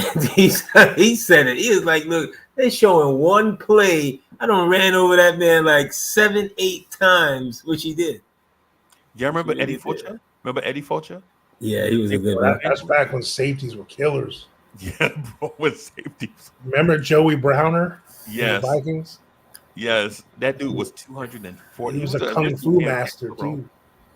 Yeah, he'd be a middle linebacker in today's game. I remember he fell on his back one time in a game, and Christian Okoye was running by, and his hands were he grabbed Christian Okoye by his jersey and pulled him down while he was on the ground. While he was on the ground, bro. That's how strong that dude was, bro. Yeah. He was like the dude the Jets used to have. Is his name Kerry Washington? Kerry something? Kerry Rhodes? Oh yeah. Kerry Rhodes was not physical. He was not. I'm talking about size. I'm talking about size. Wow. Oh, size. Yeah, he was a big dude. Yeah, he was a big dude. Yeah. They just don't make him like they used to. I'm trying, like guys like Ronnie Lott who had his finger cut off so he could play. Yeah. That's dedication. He'd be a defensive end in today's game. He too slow. Yeah. He too slow to play because he started as a corner. Yeah. He could never be a corner in today's game. No, he made the Pro Bowl as a corner, bro. Yeah. He wouldn't be that in today's game because he doesn't have the speed. Right. And as a safety, you can't hit people the way they used to hit people back then across the middle. You can't. Yeah. You just can't. All right. Before we go down this football rabbit hole, because back on task. Let's talk about the Knicks, bro. No, I'm going to keep going with it if you keep it up. But what were we just talking about before that? Jericho Sims and instincts. Yeah, Sims. Yeah. Why don't we make a poll, Freezy? Okay. I'm curious to see what everyone has to think about that. About what? About what? About what? About why Cameron Payne dives on the floor last night while Sims is standing right there? Yeah, exactly. Cam Payne and everyone, I'm going to say everyone was dogging me when I was saying that he's the backup point guard on this team. He's going to be in the rotation. He's going to play. Everyone was laughing and peeing on my cornflakes when I was saying that stuff. And now everyone's all about Cam Payne now, aren't they? Just saying. Not the cornflakes. Peeing in the cornflakes. Yeah, man. Why you eating cornflakes, bro? He even went back to Police Academy 2. In the kitty litter box. Yeah, that scene. But no, like, I think we're finding gems all over the place. Yeah. But the thing is, I think that happens because our start lineup's so good. Yeah. Like, these are guys that had to be counted on for more things on other teams. On this team, they're not going to be as counted on as much. So I think they're going to know their role and they're going to excel. And we're not going to be subbing in 5 guys at once. Everyone's thinking, and when everyone talks about the second unit, they're like, oh, he needs to be the scorer on the second unit. That's not how it works. There's always going to be a starter or 2 in the game, guys. Yeah. I mean, unless, we're whooping some tail at the end of the game or something. But, like, we got to find guys that are going to fit in with our starters. when they got to spell some of these other dudes. So you lost me a tad bit. So you asked me to put the poll up for Sims. For Jericho Sims. So what I'm getting at is this. No. Is Sims one of them guys? No. Okay. That was quick and easy. No. Yeah. Is Sims worthy? Think about this. Is Sims someone that's going to be needed for valuable minutes? No. Halfway through a series, when we already got Bridges in the game, Cat's taking a break, and Brunson's in the game, and maybe Campaign too, and Precious. Do you think we need to have Sims in the game?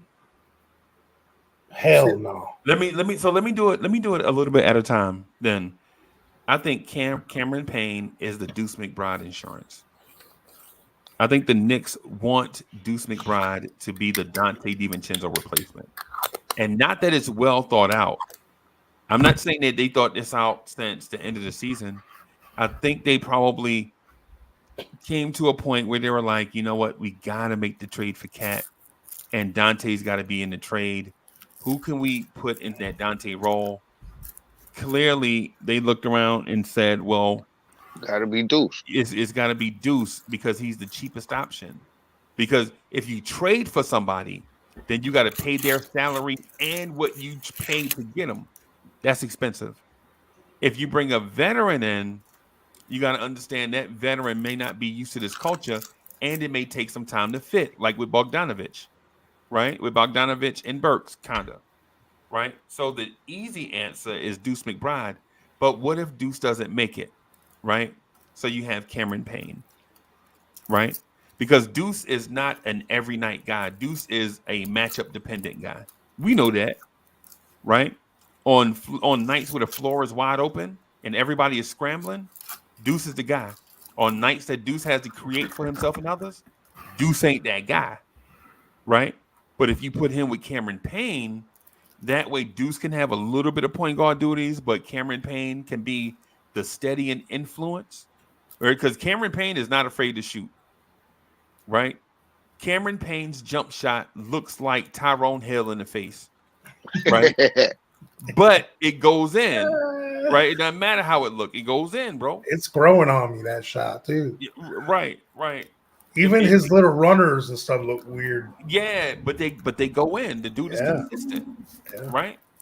The dude is consistent. So it's one of those things where, in a nutshell, I think the front office is giving Deuce the runway to be that guy, but also insulating themselves against a plateau from Deuce McBride. And if Deuce McBride plateaus at 12 points a game, right? They probably want him to be at 14, maybe 15 points a game. But say he plateaus at 11 and a half, 12, maybe go through a little shooting slump, whatever. Then Cameron Payne is there to kind of offset that while they're on the floor, right? And not saying that Deuce McBride is going to plateau. Mind you, the thing I'm talking about is insurance. That's what Cameron Payne is here for. And he's a very good insurance policy because on those nights Deuce don't have it, Cameron Payne can carry him. Cameron Payne can carry us even when Deuce does have it, right? But the thing about it is if you have Cameron Payne and Deuce together, the likelihood that you're going to see Tyler Kolek is slim because teams don't play 4-point guards in one night. That's just something strange would have to happen in order for us to see 4-point guards get NBA minutes for one team in one night. Playing the two in that scenario. He comes in and plays shooting guard, technically. With Cameron Payne? Yeah. McBride. Or Cameron Payne is playing off the ball. Like that, we saw that when Kolek's in, like when you have the Kolek Campaign backcourt, it's like that. Like that Campaign takes that 2-guard role. Yeah, but coach, why can't they just take turns though? Well, I think it's like you said, it's going to be matchup dependent. Yeah. Like, and I agree with McBride is kind of like a microwave situation. Like the campaign, he's going to be that kind of guy that comes in as long as he gets his little 10, 15 minutes in a game. He's going to get his 7 or 8 points every game. And he might have them games where he has a 14-point game or something weird, you know. But McBride, he's like all or nothing. He's like he either explodes and makes 6 threes and scores 20 points, or he has 2 points. The difference isn't really the scoring, though, to me, Coach. I think it's just the fact that Cam can run the offense, whether he scores or not. Yeah. And Deuce, like if you see yesterday at the end of the game, I thought we was gonna lose because of Deuce. Yeah. Because he wasn't running the offense. He was just focused on getting his. Yeah, he took some drives to the lane too I didn't like when he could have kicked it out. Because it was passes that was open, but he couldn't make. He didn't feel confident in the pass. Now, if that was Cam, or even if it was Coley, they would have been able to make those passes. Yeah. Deuce is just not a point. He's just not a point. He's a point in the pinch. Right. He's just not a point. Kolek, you see it from Kolek. He's not fast. He's just shifty, and when he gets in the middle of the lane, he knows where to go with the ball. You know, Deuce still doesn't have that. He stood in the middle of the. I pointed it out to Coach last night twice where he stood and just I see Dre in it. Yeah, but he stood in the middle of the floor just dribbling the ball for like 7 seconds. And soon I saw it, I was like, Coach, look, dribble. Yeah, he's banging around Brunson too long. Yeah, and then one time I think they yelled at him like, do something. And he took off in the lane, and then he dribbled around, and then he threw up like a weird runner off the backboard. And when I saw that, I was like, yep, he don't have the instinct. He's not Rod Strickland, bro. No, not with the ball. No, you know, he needs to be off ball. Right. You see the beauty of him. Like if they would even start Deuce, which I know they wouldn't do, it would make a lot of sense to me next to Brunson because you don't lose defense and he's a great shot off the ball. Right. You know, you're not asking him to set people up. You don't need him to do that anymore. Right. Yeah, that's why it didn't work when IQ was here with Deuce. Yeah. Like Deuce needs someone that can run an offense with him. That's when he excels. That's why he did so well when Brunson was next to him. You know, when he played when Brunson and was Randall and guys that can pass the ball around. I mean, yeah, other guys that can distribute and all that stuff. I used to watch him in the D League when he got sent to the D. I don't know why. I was watching D League games at the time. I watched a couple of D League games, and he was absolutely tearing guys the F up. Right. I was like, he's a natural scorer. Yeah. Mm-hmm. He's a natural scorer. You'd get some really good games off of him if you don't confuse it with him and keep trying to force him playmaking. That's not him. Right. Yeah. And you know, his defense though is good. I ain't gonna knock that. That's for sure. It didn't look good last night to me, Coach. He's a little pest, you know. And last night, I'm only talking about last night. I'm not talking about historically or even the rest of the preseason. I'm saying that Brandon Miller should not be able to go past Deuce McBride. Right? That's what I'm saying. I mean, you think he just got over that illness? Maybe wasn't feeling too good. I don't know, bro. I'll give someone a 1 game pass for that. But yeah, Deuce kind of struggles with left though. Pause. Like he could stay in front of you. Don't we all? But I mean, at the end of the day, he can't really close out. Like it was a couple game winners that got hit on him last year, and you always see, you know, like yesterday they was playing guards that was taller than them. Yeah. So they was having a little problems just getting in the lane, finding they spots. Right. Yeah, for what Deuce lacks in height and all that stuff, he makes up for, and he's an athlete, and he's strong, you know, Quickness. and It's he's quick quickness. as hell, you know. So, and that's He's just built it. like a linebacker, so it Yeah, helps. I mean that's why I can live He's a with, quarterback, bro. yeah, I can live with him not being a natural playmaker on offense as long as he's doing what he does well, shoot. Now he's pretty good when he's got an opening to the rim. Go ahead. But he ain't built for going up through 2 or 3 guys in traffic. He can't do that. That's not him. Right. He's not a special athlete. He's a very good athlete. He's not John Morant. No. He's not Allen Iverson. He's not Allen Iverson. He's not Miles Bridges. Right. He's not in that category. He's not Anthony Edwards. And we don't need him. And we don't need him to be. He's like, if I were to compare him to a quarterback, he's basically a game manager when he gets in there. Like he's not gonna make the extra read. He's not gonna audible. He gonna run the offense to a T. If it works, it works. If it doesn't, it doesn't. Jalen Daniels. Yeah. Don't be mad at Alex Smith because he only could just do checkdowns all game. He's more like Geno Smith.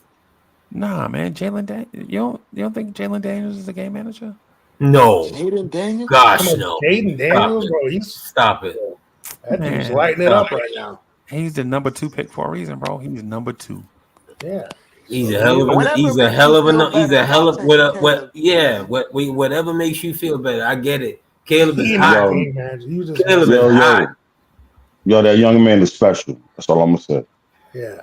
Bro. Caleb is hot right now, but stop it. The bus is special too. Yeah, don't be disrespectful. That man is resurrected Washington. Single-handedly has resurrected Washington. Single-handedly, yeah. Speaking of young players, though, what y'all think about Pacome Dadiet? Not just like him making shots, but I feel he's not Kevin Knox. That's what I think. That's what I think. I was gonna only go in stature. Right That's it. I was gonna go right there. Things they compare on. Like I was gonna go right there. He actually has a basketball IQ. He knows when to cut. He knows when to relocate. He knows where to be in spaces to take off pressure of ball handlers. He knows how to relocate, and that's the thing that kind of bothered me about Kevin Knox. Kevin Knox got in the game, and it felt like he played because his parents told him to play. He played because he had physical talents, but he never had the awareness. He played like, and to when he was at Kentucky, they force fed him because he never really had the motor individually to go out and get it himself. Never had it. See, that's why I see it differently. When he was at Kentucky with SGA and them, SGA was trash at the first half of that season. I saw it myself. I saw SGA live look like a deer in headlights. Couldn't bring the ball up against the game. I saw it with my own eyes. Though. We talking about Kevin Knox. I'm saying that it doesn't just go. I'm not talking about that because I've seen NBA games too. I've been to a couple of NBA games. What I'm saying is the thing about Kentucky. Kevin Knox was forced to play point guard because the starting backcourt was Hamidou Diallo and SGA, and those dudes could not bring the ball up the floor. And so Kevin Knox was their pseudo point forward, scorer, playmaker until the SEC season started, and then SGA started to take off. Right, he started to take off because they stopped running complicated sets. Nick Richards, out of the blue, got hands because he couldn't catch a cold, and all of a sudden he can catch basketball. Jarrett Vanderbilt and William Gabriel. Think about that Kentucky team: Knox, William Gabriel, Jarrett Vanderbilt, Nick Richards, Hamidou Diallo, and SGA. That team should have won the national championship, bro. All those dudes are in the NBA or NBA adjacent, right? And they chose Kevin Knox, the freshman, out of all those dudes, to take on the responsibility in the early going to navigate through the thing. It's one of the reasons why you look back on tape, you saw that Kevin Knox could do certain things. The difference between Kevin Knox and this Pacome Dadiet kid is Pacome Dadiet has cojones, right? Now, if you're a Florida State Seminole fan and you remember when Charlie Ward was in 3rd down and 9, the play was get the ball to Kevin Knox, the original Kevin Knox, right? I saw Miami line up with, I think, 6 DBs, right? 2 of them right there in front of Kevin Knox. And they knew Knox was going to get the ball. Charlie Ward dropped back. He pump fake one side. Nobody fell for it. They threw it to Kevin Knox, just like everybody predicted. Kevin Knox caught the ball and got blasted by like 14 Miami Hurricanes. And if you remember what the Hurricanes used to be back in the day, if you got hit by a hurricane, by a Miami player, you were hit, bro. Kevin Knox, the original, had heart, bro. He caught that ball and he was holding on to it. The ref was trying to take it away. And he was walking towards the Miami. I'll never forget. He was walking towards the Miami side, asking if they got the first down, bro. The dude didn't even know where he was at, but he caught the ball. Now, the son, on the other hand, man, Freezy, like you kind of making a point for me. You absolutely did. You absolutely did. Listen, I'm not, but the point I'm making is I'm not arguing with anybody. I'm not trying to argue with anybody. What I'm saying is this is what I saw. I saw Kevin Knox 2 times in person as a kid. Yeah. Right. And I saw with my own eyes, SGA couldn't bring the basketball up against the Gamecocks, against AJ Lawson, against I'm not disagreeing with my that guy point, PJ Dozier. Yeah, I'm saying the thing, Kevin Knox was so physically gifted. Oh, they could literally just run a pin down every single time over and over. And because he's 6'7", 6'7.5" with a long wingspan, he could literally just rise up and shoot over college defenders repeatedly. Not in Kentucky, because Jarrett Vanderbilt and Wenyen Gabriel wasn't doing that. But that's the point. No, I'm saying he would come off. They would run so many pin downs for Kevin Knox from the come off up the elbow, 17 feet. He would just shoot. I saw it. They would run plays. But what I'm saying is, Wenyen Gabriel and Jarrett Vanderbilt wasn't that at Kentucky, bro. Even we're talking like they could do basic big man stuff. Nah. and that's fine. And that's fine. But the Knicks drafted Knox because he looked good in his shorts. Pause. That was it. When they got him to the building on their 3-on-3s, Fizdale and all of them was like, he's the next KD. That was whooped up on Miles Bridges. Because he whooped up on Miles Bridges and them in the 3-on-3. Both of them, Miles and McCall. That was it. They had no longevity. Like, this dude is gonna be when that man came on the floor. Oh my God! It's like, Lord have mercy. I still remember Zion ripping the ball out of his hand. What would you do though? Would you trust what you saw on tape, or would you trust what you saw in person with your own eyes? What I saw if you were them, tape. If you were the Knicks and you had them in for a 3-hour workout and you saw that man destroy those other 2 dudes in person. Yeah, but I'm not gonna base my decision on your total. You're not gonna base everything on a workout.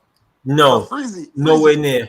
Freezy, the league is a 5-on-5 league, not a 1-on-1 league. Not a 1-on-1, not a 3-on-3. That's where we failed at. And everybody we've drafted or like tried to bring in has learned how to play 5-on-5, or has come from an environment where sharing a basketball is paramount to reaching your ultimate goal.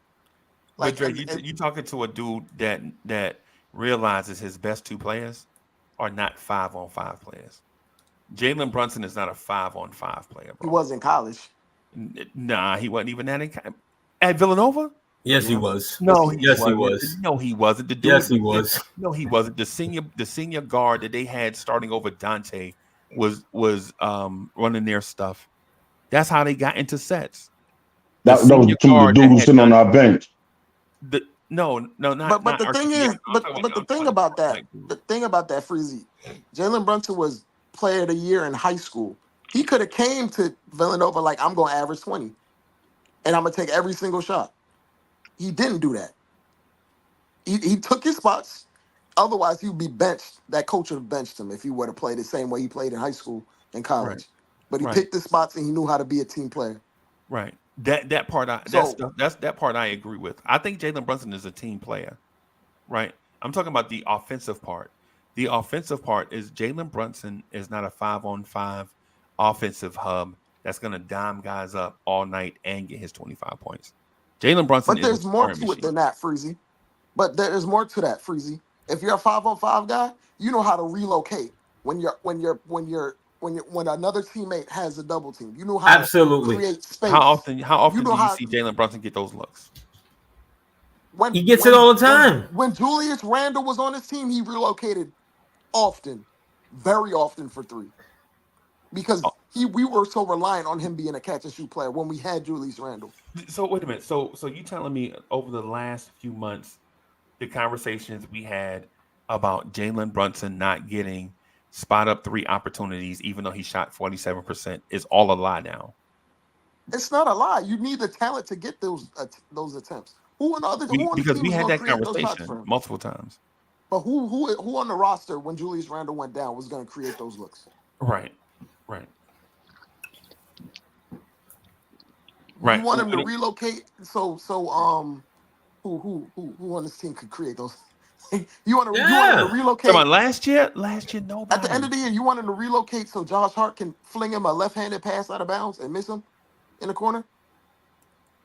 Absolutely. Are you asking me? Is that what I want? I'm saying, is that realistic? Are you saying like in general? In general, for that team, for the roster that we had last year. Now, granted, this year he's going to have to relocate because there's going to be a lot of times where there's going to be spacing. There's going to be times Cat is going to be working out the post. There's going to be times McCall's going to be creating, and I feel like we're going to see some of that this year. But to say he's not a 5-on-5 player, he came here with that. Remember, he played in Dallas. He came here with those skills. Came here as a 5-on-5 player. I think there's different definitions of 5-on-5 player. He's not like the Greg Popovich role player of 5-on-5, but he has a high enough basketball IQ and he knows how to relocate. He knows how to create angles. He knows how to create advantages, which helps you within a 5-on-5 game. Whether he might do it from via isolation or he might do it off the ball. When we talk about Kevin Knox, that man literally didn't know how to relocate. He didn't know how to create advantages. All he knew was to catch the ball and shoot over someone. The Kevin Knox corner. Okay. Hey, I just found the craziest thing. You know how many times in Kevin Knox's career he scored more than 16 points in a whole game? I just found 38 times in his career.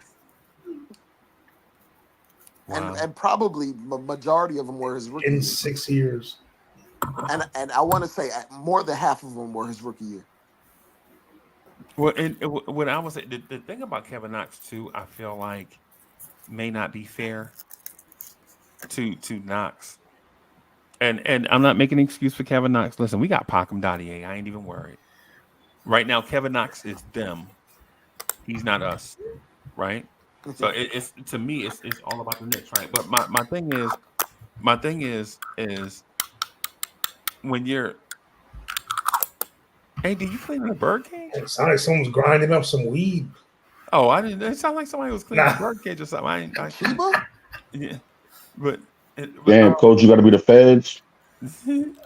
No, but I know that sounds. I do. The point I was going to make though is when Kevin Knox got here, we knew he was 19 and raw, right? Pacome Dadiet is here now. He's 18 or 19, whatever, 19 and raw. And raw. Yeah, but the difference is Pacome Dadiet comes into an organization where he's going to be the 14th man. The team has championship aspirations. The organization is steady. When the Knicks drafted Kevin Knox, he had to be the savior of the franchise.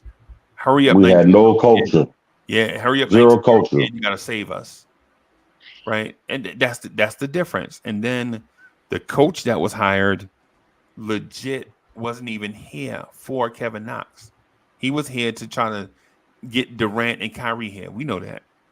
It didn't work out. We gave him a little bit of leeway and fired him. Like you said, you was gonna get such and such. They ain't hereby, right? The thing with Dadiet that I wanted to mention is the IQ level. Well, the instincts, and I think his basketball IQ is on the rise, but I don't think it's at a veteran level. I think it's at an eager 19-year-old level, like a dude that wants to absorb basketball, but he's 19, right? But I think his instincts on how to play basketball, some dudes know how to play and some dudes just don't. Draymond Green said it all the time. Like some dudes know how to play basketball and other dudes don't. He said 80% of the league don't know how to play basketball, right? And I believe him, right? The thing with Dadiet is the way you saw him move his feet on defense. He was not reacting as if he was like a lockdown corner.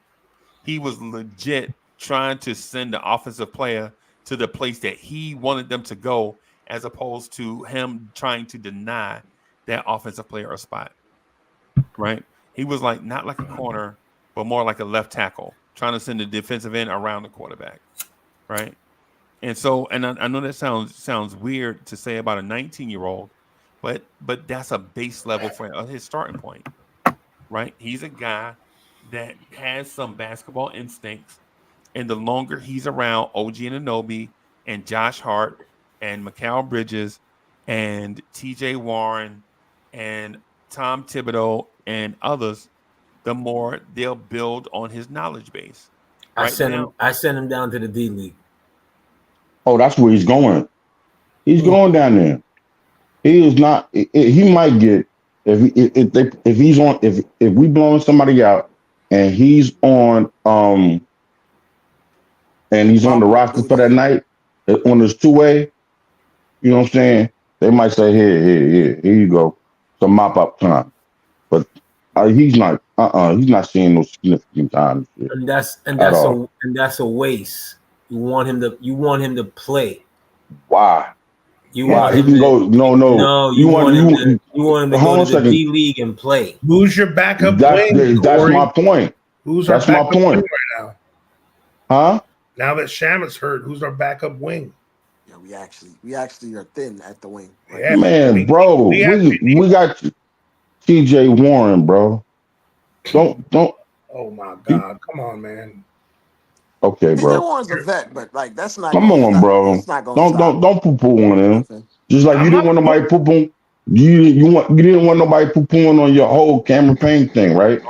Check me out. I'm not pooing on TJ Warren. I'm just saying he's not the wing answer right now. He might not even be making a team. It's not my decision. I'm just saying, right? Like you think all of a sudden he leapfrogs everybody and he's the first wing off the bench? If he leapfrogs your overall number one pick, you got a problem. you got a serious problem. Man. Okay. Well, I digress, and I'm gonna fall back. Yeah, no, I'm not pooing on. I think he has a place on the team. When it comes to Kolek and with Dadiet, I'm keeping him on the big boy roster. If we're in the city, then I'll send them to Westchester to play. But they're gonna be back that night. They're gonna learn how to be veterans. Yeah, because the thing about guys like that are sponges. See, the thing about the G League that I think people forget. The G League is not created for you to win a championship. It's a breeding ground for future NBA players. Some NBA players lose an edge and then they go to the G League and get it back. And then some guys need 3 or 4 years to develop. You don't want your prized possessions to go to the G League and pick up bad habits. See, the thing about the G League is it's dog eat dog. Do you really want to send your kids down to the G League so that they can learn how to eat dogs? Nah. What you prefer for them to do is sit in the same room right beside OG Anunoby when Tom Thibodeau is coaching up OG, right? Because we don't even know what the name of the coach is in the G League. I mean, we know, but y'all get my example, right? Would I rather have Pacome Dadiet get coached up all year by Deshaun Diop or by Tom Thibodeau? That's the easy answer. right? When the Knicks have a high leverage game, right? Would I rather say the Knicks are playing for first place, but they're in Dallas? Would I rather have Dadiet in New York playing against the Delaware 79ers? No, no, I want him to feel that this is the conversation when I first met AKBM Dre. I told him the difference between rookies that's going to make it and rookies that won't is the lack of high leverage situations. If your young guys are not in enough high leverage situations where they challenge themselves, where they get thick skin, they sharpen their skills, they wind up being LaMelo Ball. Y'all saw LaMelo Ball last night? All that talent, all that talent, but he hasn't played any high leverage games. So you have the number one pick in the draft, Anthony Edwards, looking like Ant-Man because he got a taste of high leverage games, right? LaMelo is playing in Charlotte, has not had a taste of high leverage game, and it shows, right? So why would I send Tyler Kolek, who should be a rotation player, right? And Dadiet, who should be a rotation player, and Huck Porty, who should be a rotation player. Why would I jettison them to the farm, leave them in AAA, where nobody cares about their development? The only thing they're going to be taught is go for yours, fill up the box score so you can get back to the league, right? Yeah, what's up? Yeah, did y'all see how Dwayne Washington looked in summer league? Dwayne Washington Jr. Oh, awful. He didn't look like he wanted to help Rokas Jokibitis and Tyler Kolek get better. He All was them dudes do when they go down there is to punch down on lesser comp. Yeah, you're not learning nothing from that. And they try to show they still belong in the league or something. Like, yeah, but can I say something? Hold on a second, because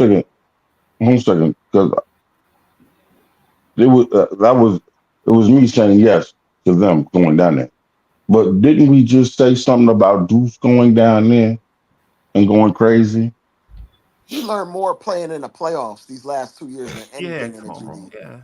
Yeah, but he got to. Yeah, but here's the part that you're missing. During the year, a team doesn't scrimmage like that. They don't. Day in and day out. They just don't. Bam. They used to do that. Not today's game. So if you got your young guy, if you're able to shuttle him to Westchester or whatever, fine. I'm just talking about the young man gonna need shots. You don't develop by just watching film. I understand You learn tactics by watching film. You don't develop your skills by watching film. I understand the argument for like getting reps, but there's the other part where literally all three guys that we drafted, they're all one injury from being in the rotation solidly. We have to acknowledge that is. And the thing is, our team they aren't like Deuce, where Deuce was 2-3 injuries from getting in the rotation. And when Sims' first year was 2-3 injuries from getting in and playing. Yeah. And when Deuce did that, the team didn't have the expectations that it's had the last 2 years. And when Deuce was doing that, bro, he was playing 2 games in one day. They'd send him to Westchester. He'd ball out, get 31, dunk on somebody, hit 7 threes, and that night he would be on the bench with the Knicks. Okay. Right? Yeah. So that's one thing. And the other thing too is just because teams. That's my point. Just because teams don't do organized scrimmages anymore, don't mean these dudes don't play with each other. To think that a NBA player is not going to get practice, not going to get shots up. Nah, come on, bro. Come on. Just thinking that they're just going to get shots up in the preseason and they'll never shoot again outside of the game. Yeah, but those are organized drills, Freezy. You know what I'm saying? We're talking about competitive. Those are what Frank Ntilikina used to look good at on them videos they used to hit YouTube. Remember all them drills, and he was great getting shots up, but against competition. Like I understand live game reps do matter, but I'll be honest with you, the kid already has a feel for the game. I don't think it's something that he'll lose whether or not he plays in the G League or not. No, Same all All I'm saying, if an injury comes up, like what's happened with this young man here that we had, that was possibly going to be in the You're talking about rotation, Shame right? T. Right. Injury comes up and you can slide Dadiet and he's going to get some reps. That's different. Right. That's different than your whole squad being locked in and he's just sitting there, doing what? That's what I'm talking about. But I'm saying like he is literally one injury away from playing 15 minutes to 20 minutes. Like if OG went out for 2 weeks, you best believe Pacome's gonna play anywhere between 10 to 15 minutes. Yeah. Yeah. I mean, right Just now, to give with the Shamit Josh injury, and McCall a breather. I'm thinking about who's our backup wing. Jacob Toppin.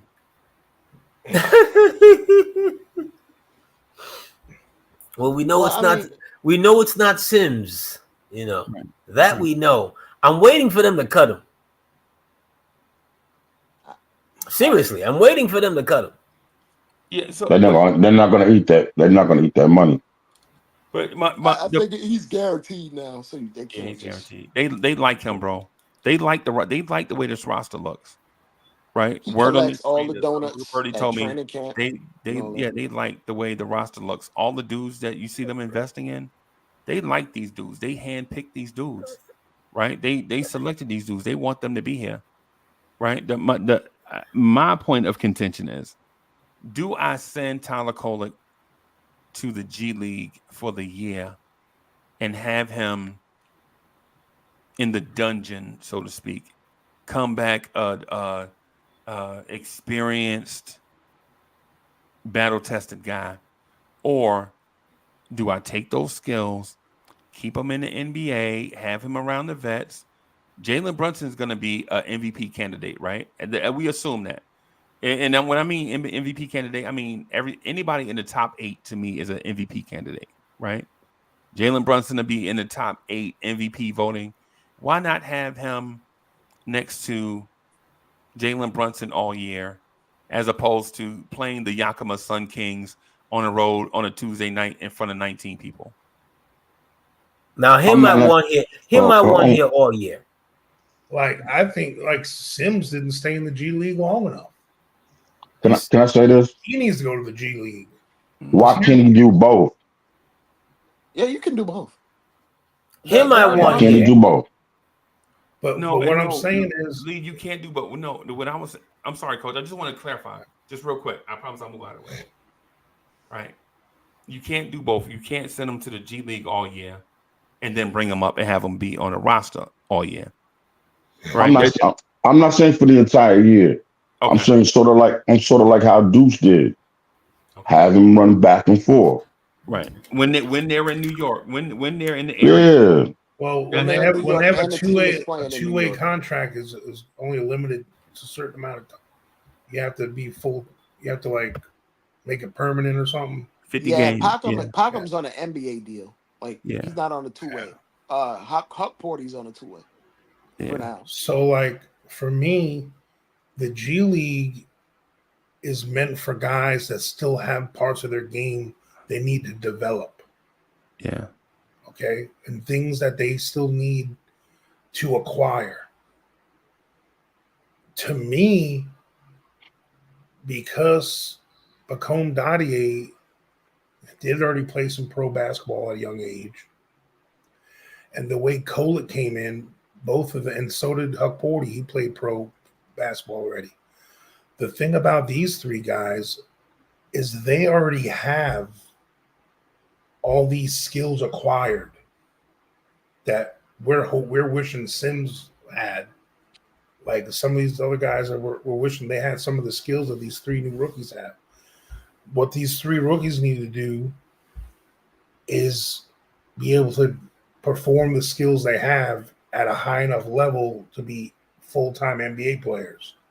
That's where being in the NBA locker room, being there on the sideline, maybe getting in a little bit here and there, that's what's going to hone the skills that they already have. Like Tyler Kolek already can shoot threes. He can already pass. He already has vision. Does he have to work on his defense? Hell yeah. Like he has shortcomings naturally because of his athleticism and his height and all that stuff. But some of the other things he does, he's already acquired. So going to the G League, he's just gonna excel there. He's the Big East Player of the Year. I mean, he's just gonna go in the G League and beat up all the guys he was beating up on in college. You know what I'm saying? That ain't gonna get him better. Like iron, it's like with guys like that, it's an iron sharpens iron situation. You got to keep them in the mix with the big boys, the varsity. You know what I'm saying? So for me, but when we're talking about, I didn't really think about, Shamit was when we first got him. I was like, I don't know. But then once I kind of saw him in the preseason, I'm like, well, man, this dude might be our wing off the bench we need. I kind of like the way he's moving. His shots weren't always falling, but he just plays with energy, blah, blah, blah. So, and I didn't think about our backup wing. That's why for me, someone like Deuce or Precious, I feel like should start instead of Josh Hart, because now Josh Hart needs to be a backup wing for Bridges or OG. You know what I'm saying? Like, but this pushes Dadiet up the board to me too, because of the Shamit injury. So I don't know, man.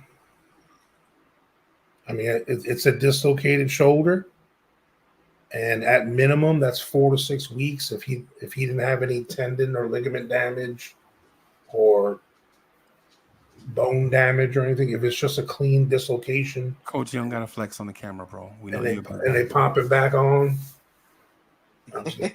And they pop it back in, that's a 4 to 6 week deal. So I don't know. Is Shamit worth holding on to, extending that 10-day? Yes. Shamit said he's already rehabbing, like right now. Oh, so that means they popped it back in. And it's a 4 to 6 week.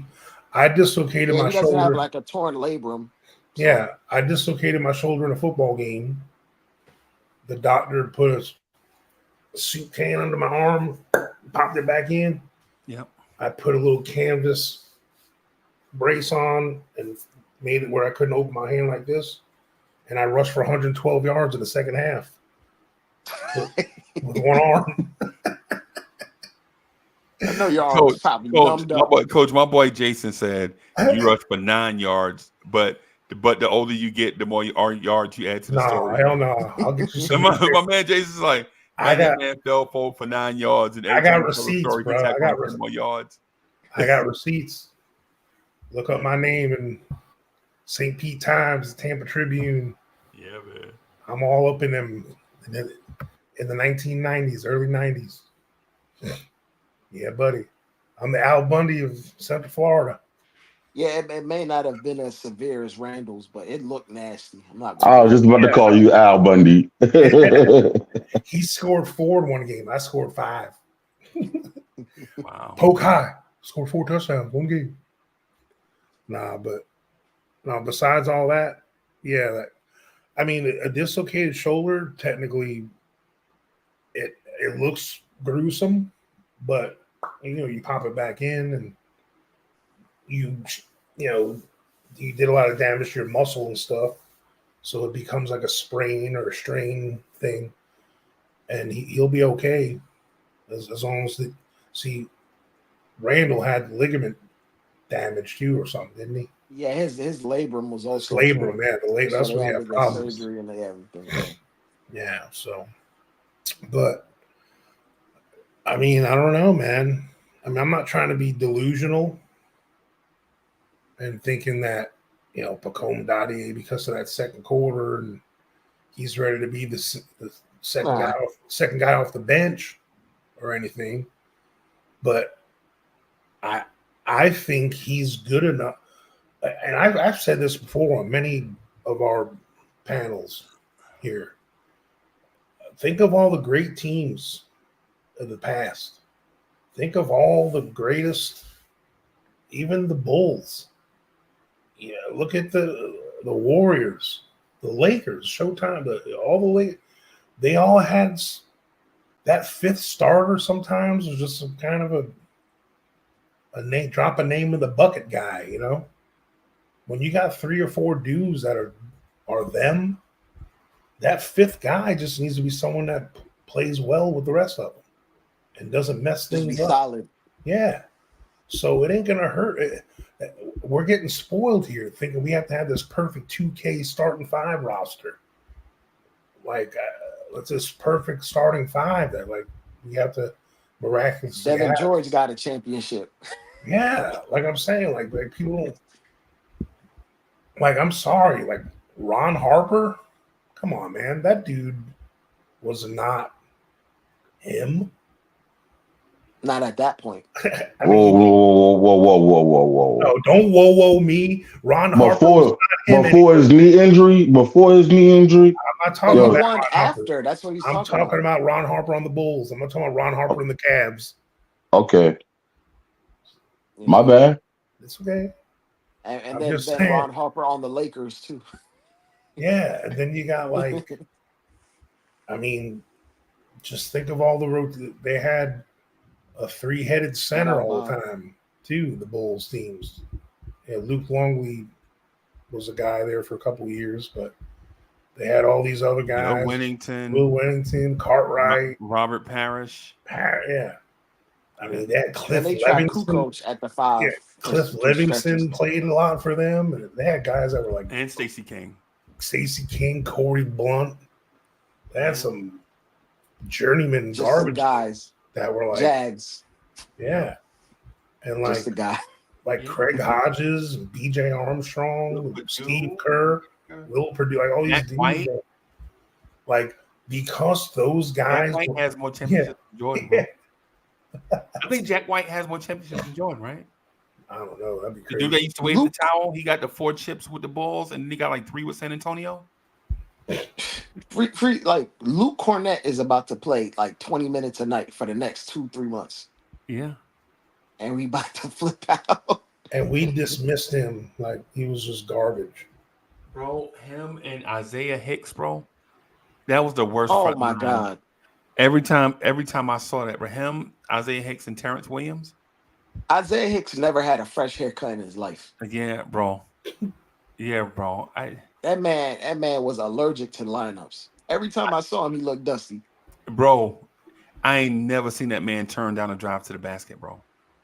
That man don't turn down nothing but his collar, bro. You know what I'm saying? That man. When he drives to the basket, he don't really turn down for what? Yeah, Freezy, you ever seen that man go to the cold-blooded and bust your shot clock? You know what I'm saying? Freezy, they got like 9 extra shot clocks in the back when Isaiah Hicks play. Freezy, you ever seen Peanuts? Where like when they got into a fight, it was just a pile of dust. Yeah. That was him when he drove to the rim. It was just smoke and confusion. And then Luke Cornett was so soft in there, bro. He played like a flamingo. Yeah, he played that. That's how he ran too, bro. By the way. But now he's a key rotational player for the next 3 months for the Celtics. Yeah. Like, he might start, actually. I mean, who was the Nuggets starting 5 when they had a good starting 5? Who was the 5th guy? They didn't have Gordon at the time yet, did they? When you talking about when they won a championship? Yeah. Yeah, they had Gordon. Was you talking about Pope? Gordon, MPJ, KCP. Yeah, who was the 3rd guy? KCP. And KCP, what are you talking about? KCP. KCP's a hell of a player. Okay. Would he start on our team? No. Well, it depends on who's the coach. Like if we had KCP on this team, depending on the coach, they might start him over. Well, if we had, he would start. He would start over Josh Hart, and Josh Hart would go on the bench because he offers Josh Hart's defense and shooting. All right, but he would be that 5th guy. You know what I'm saying? That 5th guy right now is Christian Brown. right now Yeah, because KCP back. like think about all the teams in the NBA who their fifth got starter is. Like, you got to think about it. Like, And if we're keeping it a buck, we're kind of spoiled. if we're keeping it a buck, the approach that we're going for is to not really care about having crazy depth, but have like an elite top 6 or 7, and then you fill in the pockets wherever else. Because you're gonna have 2 or 3 of your main guys on the court at all times besides starting. Anyway, So, and then plus it's probably in this era of basketball, it's probably best to take that into January to see what becomes available, because you may be able to get some stuff on the cheap, right? And we don't know what cheap thing. I know, in my heart, I feel as if CJ McCollum is going to become available, right? Can the Knicks afford him? Probably not. No, that right. was 30 million. It depends on if they are willing to take on Mitch, right? And I'm not trying to trade Mitch. I'm just talking about the money part. Right? Yeah, I'm not talking about trading Mitch. But I think there's going to be some pieces that become available. That become available depending on. Coach said Precious started the 4. That's what I want, bro. I'm telling you that I said this like last week before Precious had this game or whatever. I wouldn't touch it. I think that I wouldn't especially touch it now. unless for. Oh, go ahead, Coach. I'm just saying, especially now. Go ahead, Coach. My fault. Like, because of like Precious isn't just some lumbering inside in the way 4. He's high energy. He's mobile. He actually shown that he can make an outside shot right now. I mean, he's not like just some scrub. Like, Precious can be a 5th starter with 4 awesome players with him. Like, and I'm sorry, like, I'm worried. I'm a little bit worried. There's something weird. Like, it doesn't seem Josh Hart is rebounding the way he was before this year. Like, but it's preseason. I don't think he's gonna go full go. No, I understand, but I think he's gonna help with the whole, like, on the offensive rebounding side, where Cat's shooting and Precious is leaking under the rim to get rebounds instead of Josh, is what I'm saying. Because I'd go for that lineup if we're like based on if we're going against a team with like a big front court.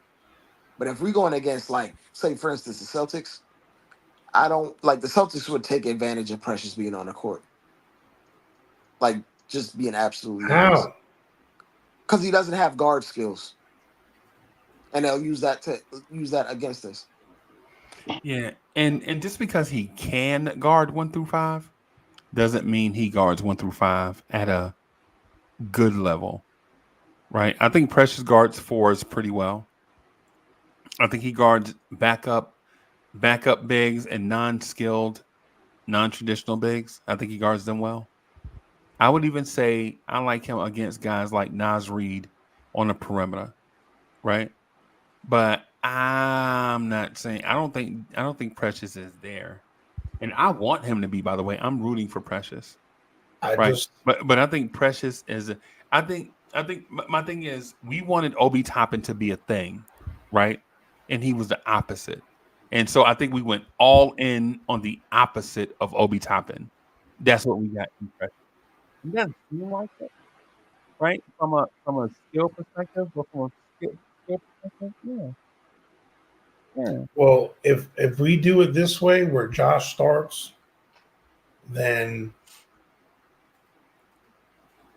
I think the Precious thing might be a thing where we close games with him. Well, I'm saying Precious needs to come in for OG, right? And and then because I want to see Precious in there with Cat. I think we're gonna max it like most of Cat's minutes. If Cat plays 36 minutes a night, 28 of them are gonna be at the 5. If we do see him with Precious, it'll be probably the 4 minutes that he plays in the first quarter and 4 minutes in the third quarter, if that. but then we're probably going to lean back on making Precious the 5 against second units because you really don't have to worry about bigs and second units at that point. Precious is going to be at the 4 still. I know. No. I'm saying when Precious comes in the game, outside of his cat minutes, he's gonna be at the 5. And if we're like viewing it nominally, even when Cat is on the court, Precious is probably gonna be guarding the 5s. Yeah. Or it'll swap. Why on the would you offensive and waste defensive end. fouls? Why would you waste Cat's fouls on a 5 when you can just have Precious waste his fouls on a 5? Well, that's the only value Sims has. That's 6 extra fouls Yeah. that you can put on the other center. Right. I mean, just don't foul him, because he makes free throws. Yeah, I'm not for sure if I'd have to see it, Coach. What I'd like is Josh Hart in that lineup and take the modern, the futuristic approach that there is no power forward and there is no power forward on the offense shooting jumpers in the mid-range. You're not running the double post offense anymore or the triple post offense where you need a Charles Oakley type, Buck Williams type power forward. All you have to ask yourself is, what do I want that position to provide? Stretching the floor, rebounding, protecting the rim, bumping cutters, right? All those things. You want him to do all that stuff that you don't want Cat to do, right? That's Josh Hart does that all day. The dudes feel like his nickname is Josh Barkley, right? I would say that's what I would have them. If there is another big on the floor with Cat, they're doing all the big man stuff. I think he's more like Josh Witherspoon. Yeah, Josh Harrington. Yes, That's funny. That's funny. And so even with another big on the floor with Cat is still playing center, and I'm having the other big on the floor be more of a Jerome Williams. Yeah, remember him? Junkyard Dog. Yeah, remember? Yes, sir. Georgetown. Yeah, Yes, y'all remember sir. Amir Johnson? Remember Amir Johnson? Yes, sir. Toronto. Yeah. Yeah, just a guy like that. That's gonna be Chris Boucher, a dude that's in there to keep a dude that's in like fighter planes, something like that. Like just a guy in there to do all the dirty work, mix it up, rough and tumble, so you can keep your center present. Dale Davis and Rick Smits, Coach. That's the combination I'm thinking about. Yeah, there's There was Birdman for Bosch. There's like Anthony Davis and Antonio Davis and Dale Davises of the world. Like those guys aren't like all stars or nah. They're just solid NBA players that they have their moments here and there. They give you basically you want guys that can come in and give you net neutral minutes while your stars be your stars. They don't have to be great. They don't have to just don't be bad. You talking about mine or Coach? Yeah. I mean, I'm trying to figure out both of you. I think you're both in the same area. Yeah. What I want is a one of two type power forwards, right? PJ Tucker or a Jaren Jackson Jr., but no combination of both. Right? Either get me a PJ Tucker, a dude that's going to do all the dirty work for DeAndre Ayton, right? So DeAndre Ayton can be the offensive hub, or get me a Jaren Jackson Jr. Well, if I tell Cat he got to protect the rim, I got a dude that's just as mobile that has his back. But not somebody in between, right? Like I don't want Zion and Cat. Right? But them two will be the thing. They look like, you do the dirty work, man. You do the dirty work. Nah. I think that's the perfect way to put this on is Anthony Davis, but we'll never get him in the millions, a trillion to trillion in his prime. We'll never get him. Right? But a guy that can play some center minutes, guy that can be a weak side shot blocker, a guy that can shoot a little bit, right? A guy that threatens defense, a guy that because if you put Precious in there, Precious is none of those things. Precious has a diverse skill set. Like Precious can guard 1-5. How forward in this team can't do that? Your mic sounds underwater. My mic sound. Yeah. Fix it, please. It Now just, you sound better. it's good now.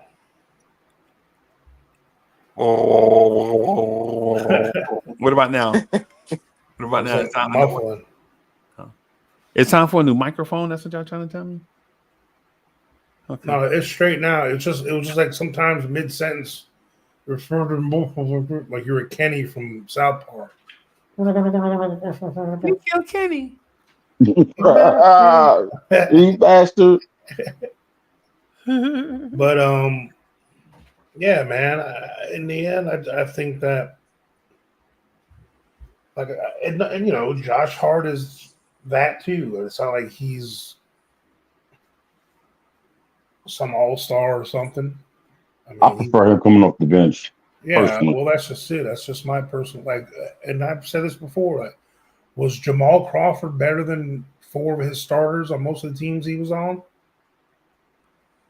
Think about it. Oof.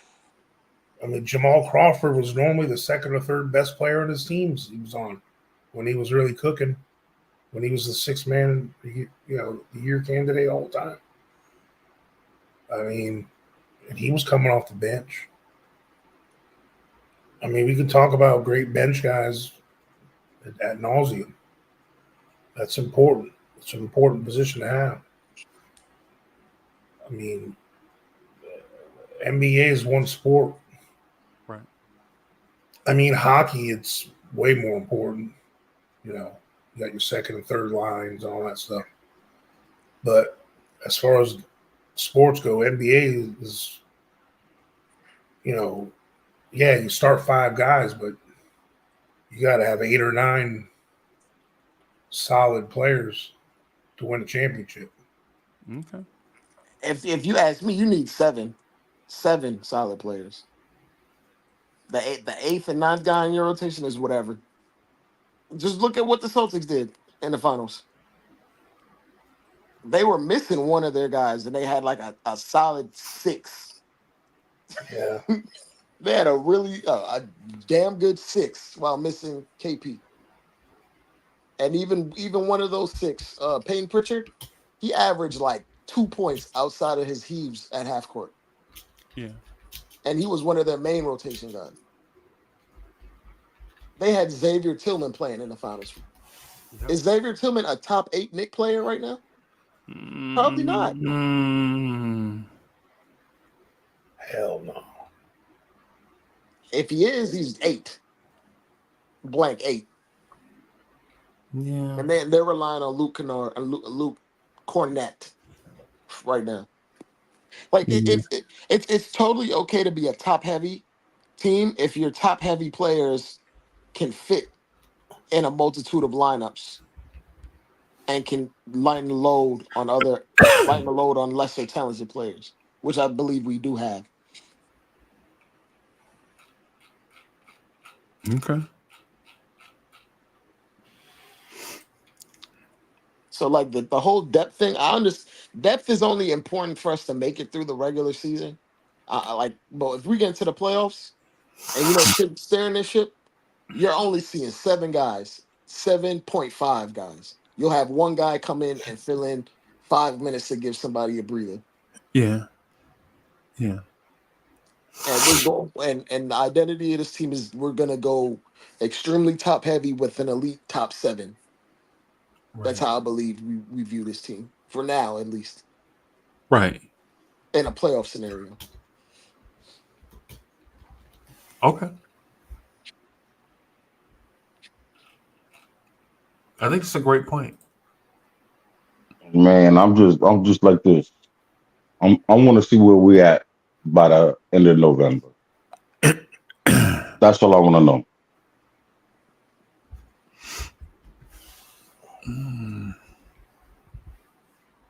About 20 games in. Can you elaborate? What do you want? What do you want? What are you hoping to see by then? No, I just want to see. I want to see what we're gonna do because I mean, right now, I mean, like with our what rotation, who we're going to be using and all that. by that time, because I'm gonna say this. I've known Tom Thibodeau to For tinker years. with teams and lineups. You know what I'm saying? And he has a ball of clay right now, a brand new ball of clay that he's molding into whatever we do get paused. But you know what I'm saying? And to make a long story short, Pause. it's this guy. Anyway, I want to see what he comes up with because by the end of December is what we're going to be primarily rolling with through the season. That's all. I think. I mean, November last year. Look what we rolled with. We were 13 and 15, bro. Out to a start because Things changed a lot. Quentin Grimes soft behind wouldn't shoot. The ham sandwich. Yeah. Yo, you ever got a vending machine ham sandwich out of the hospital, like off the 7th floor, like 2:00 in the morning? Oh my god! You talking about? And Super stale.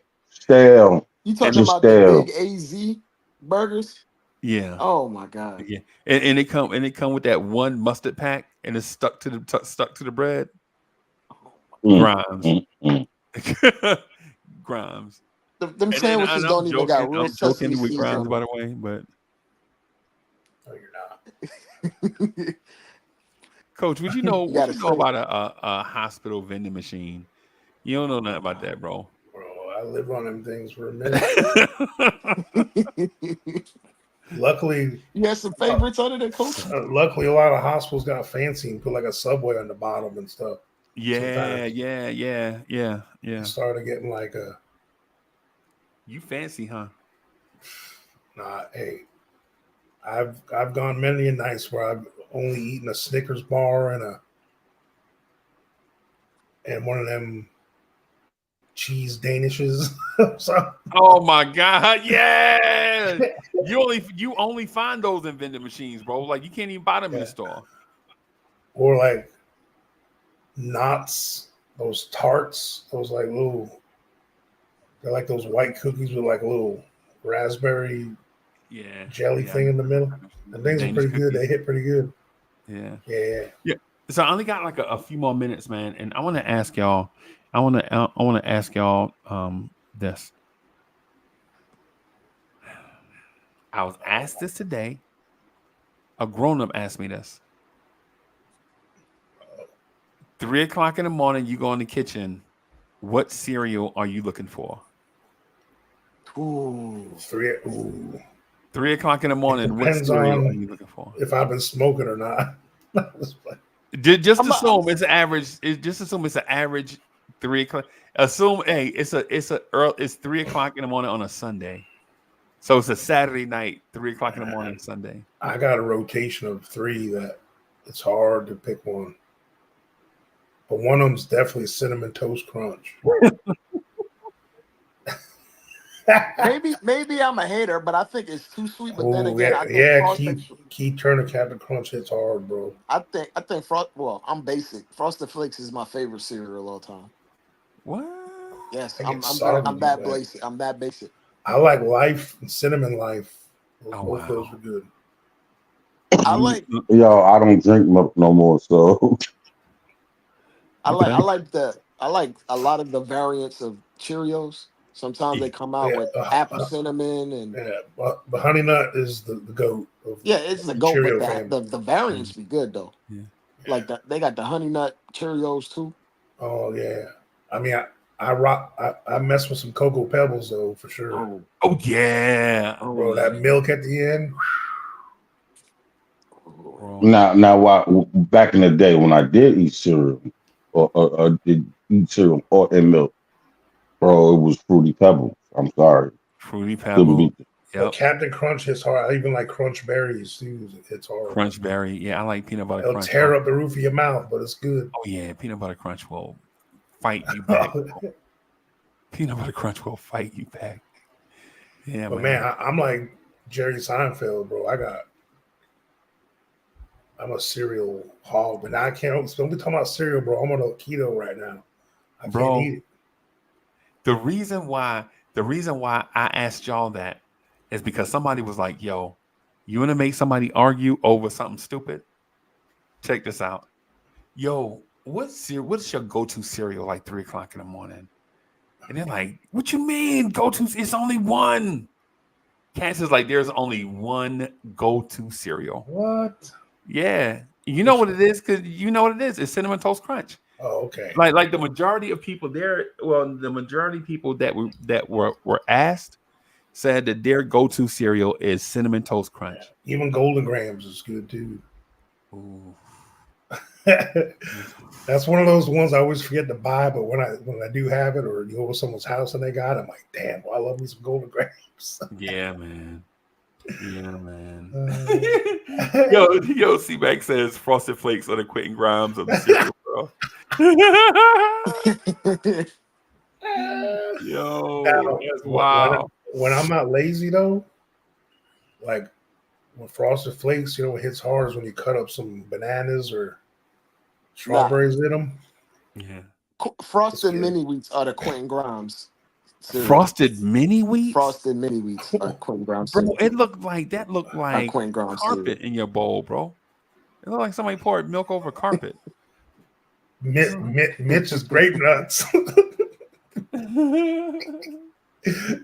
Grape nuts is the Mitch. The Robinson of cereals. Plain cornflakes is Quentin Grimes. Yo, that's not even fair. Like the Pathmark cornflakes in a white box with a black writing. Eat a plain cornflakes and then they mix like pasteurized milk with it, like the condensed milk. Special K. Condensed milk.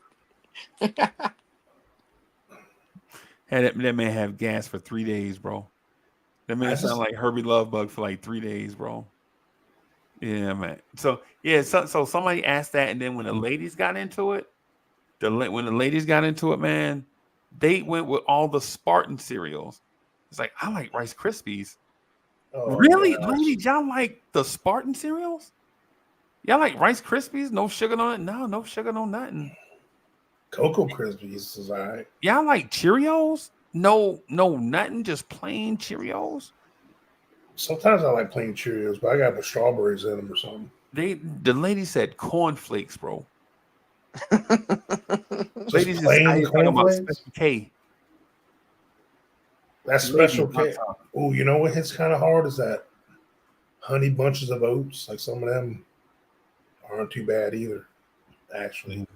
As far as the healthier ones. Yeah. Well, and so when asked, I don't know because I hear everybody else's answers and I get jealous. Right? Like I don't have a definitive answer. Ooh, I don't never liked Apple Jacks. You don't like Apple Jacks? I think it's all right. It has that's always the one in the hotel. They always have that one in the hotel, and it's always the most full. Yeah. Yeah, I was thinking, Coach. You know what? I was thinking that we should probably do a bracket style challenge. A cereal on Vibes. Do a bracket challenge for like cereals to see and have put the poll out there and let people vote. Hell yeah. Yeah, man. Yeah, good. Man. So, but that's all I got, man. I gotta get up so we can do the Knicks morning drive at 7:45. Peace. Good night. 7:45, man. All right, everybody. Thank y'all for coming through, rocking with us, man. We're gonna lay it down, get some Much sleep. love. We're gonna holler at y'all. 7:45 in the morning.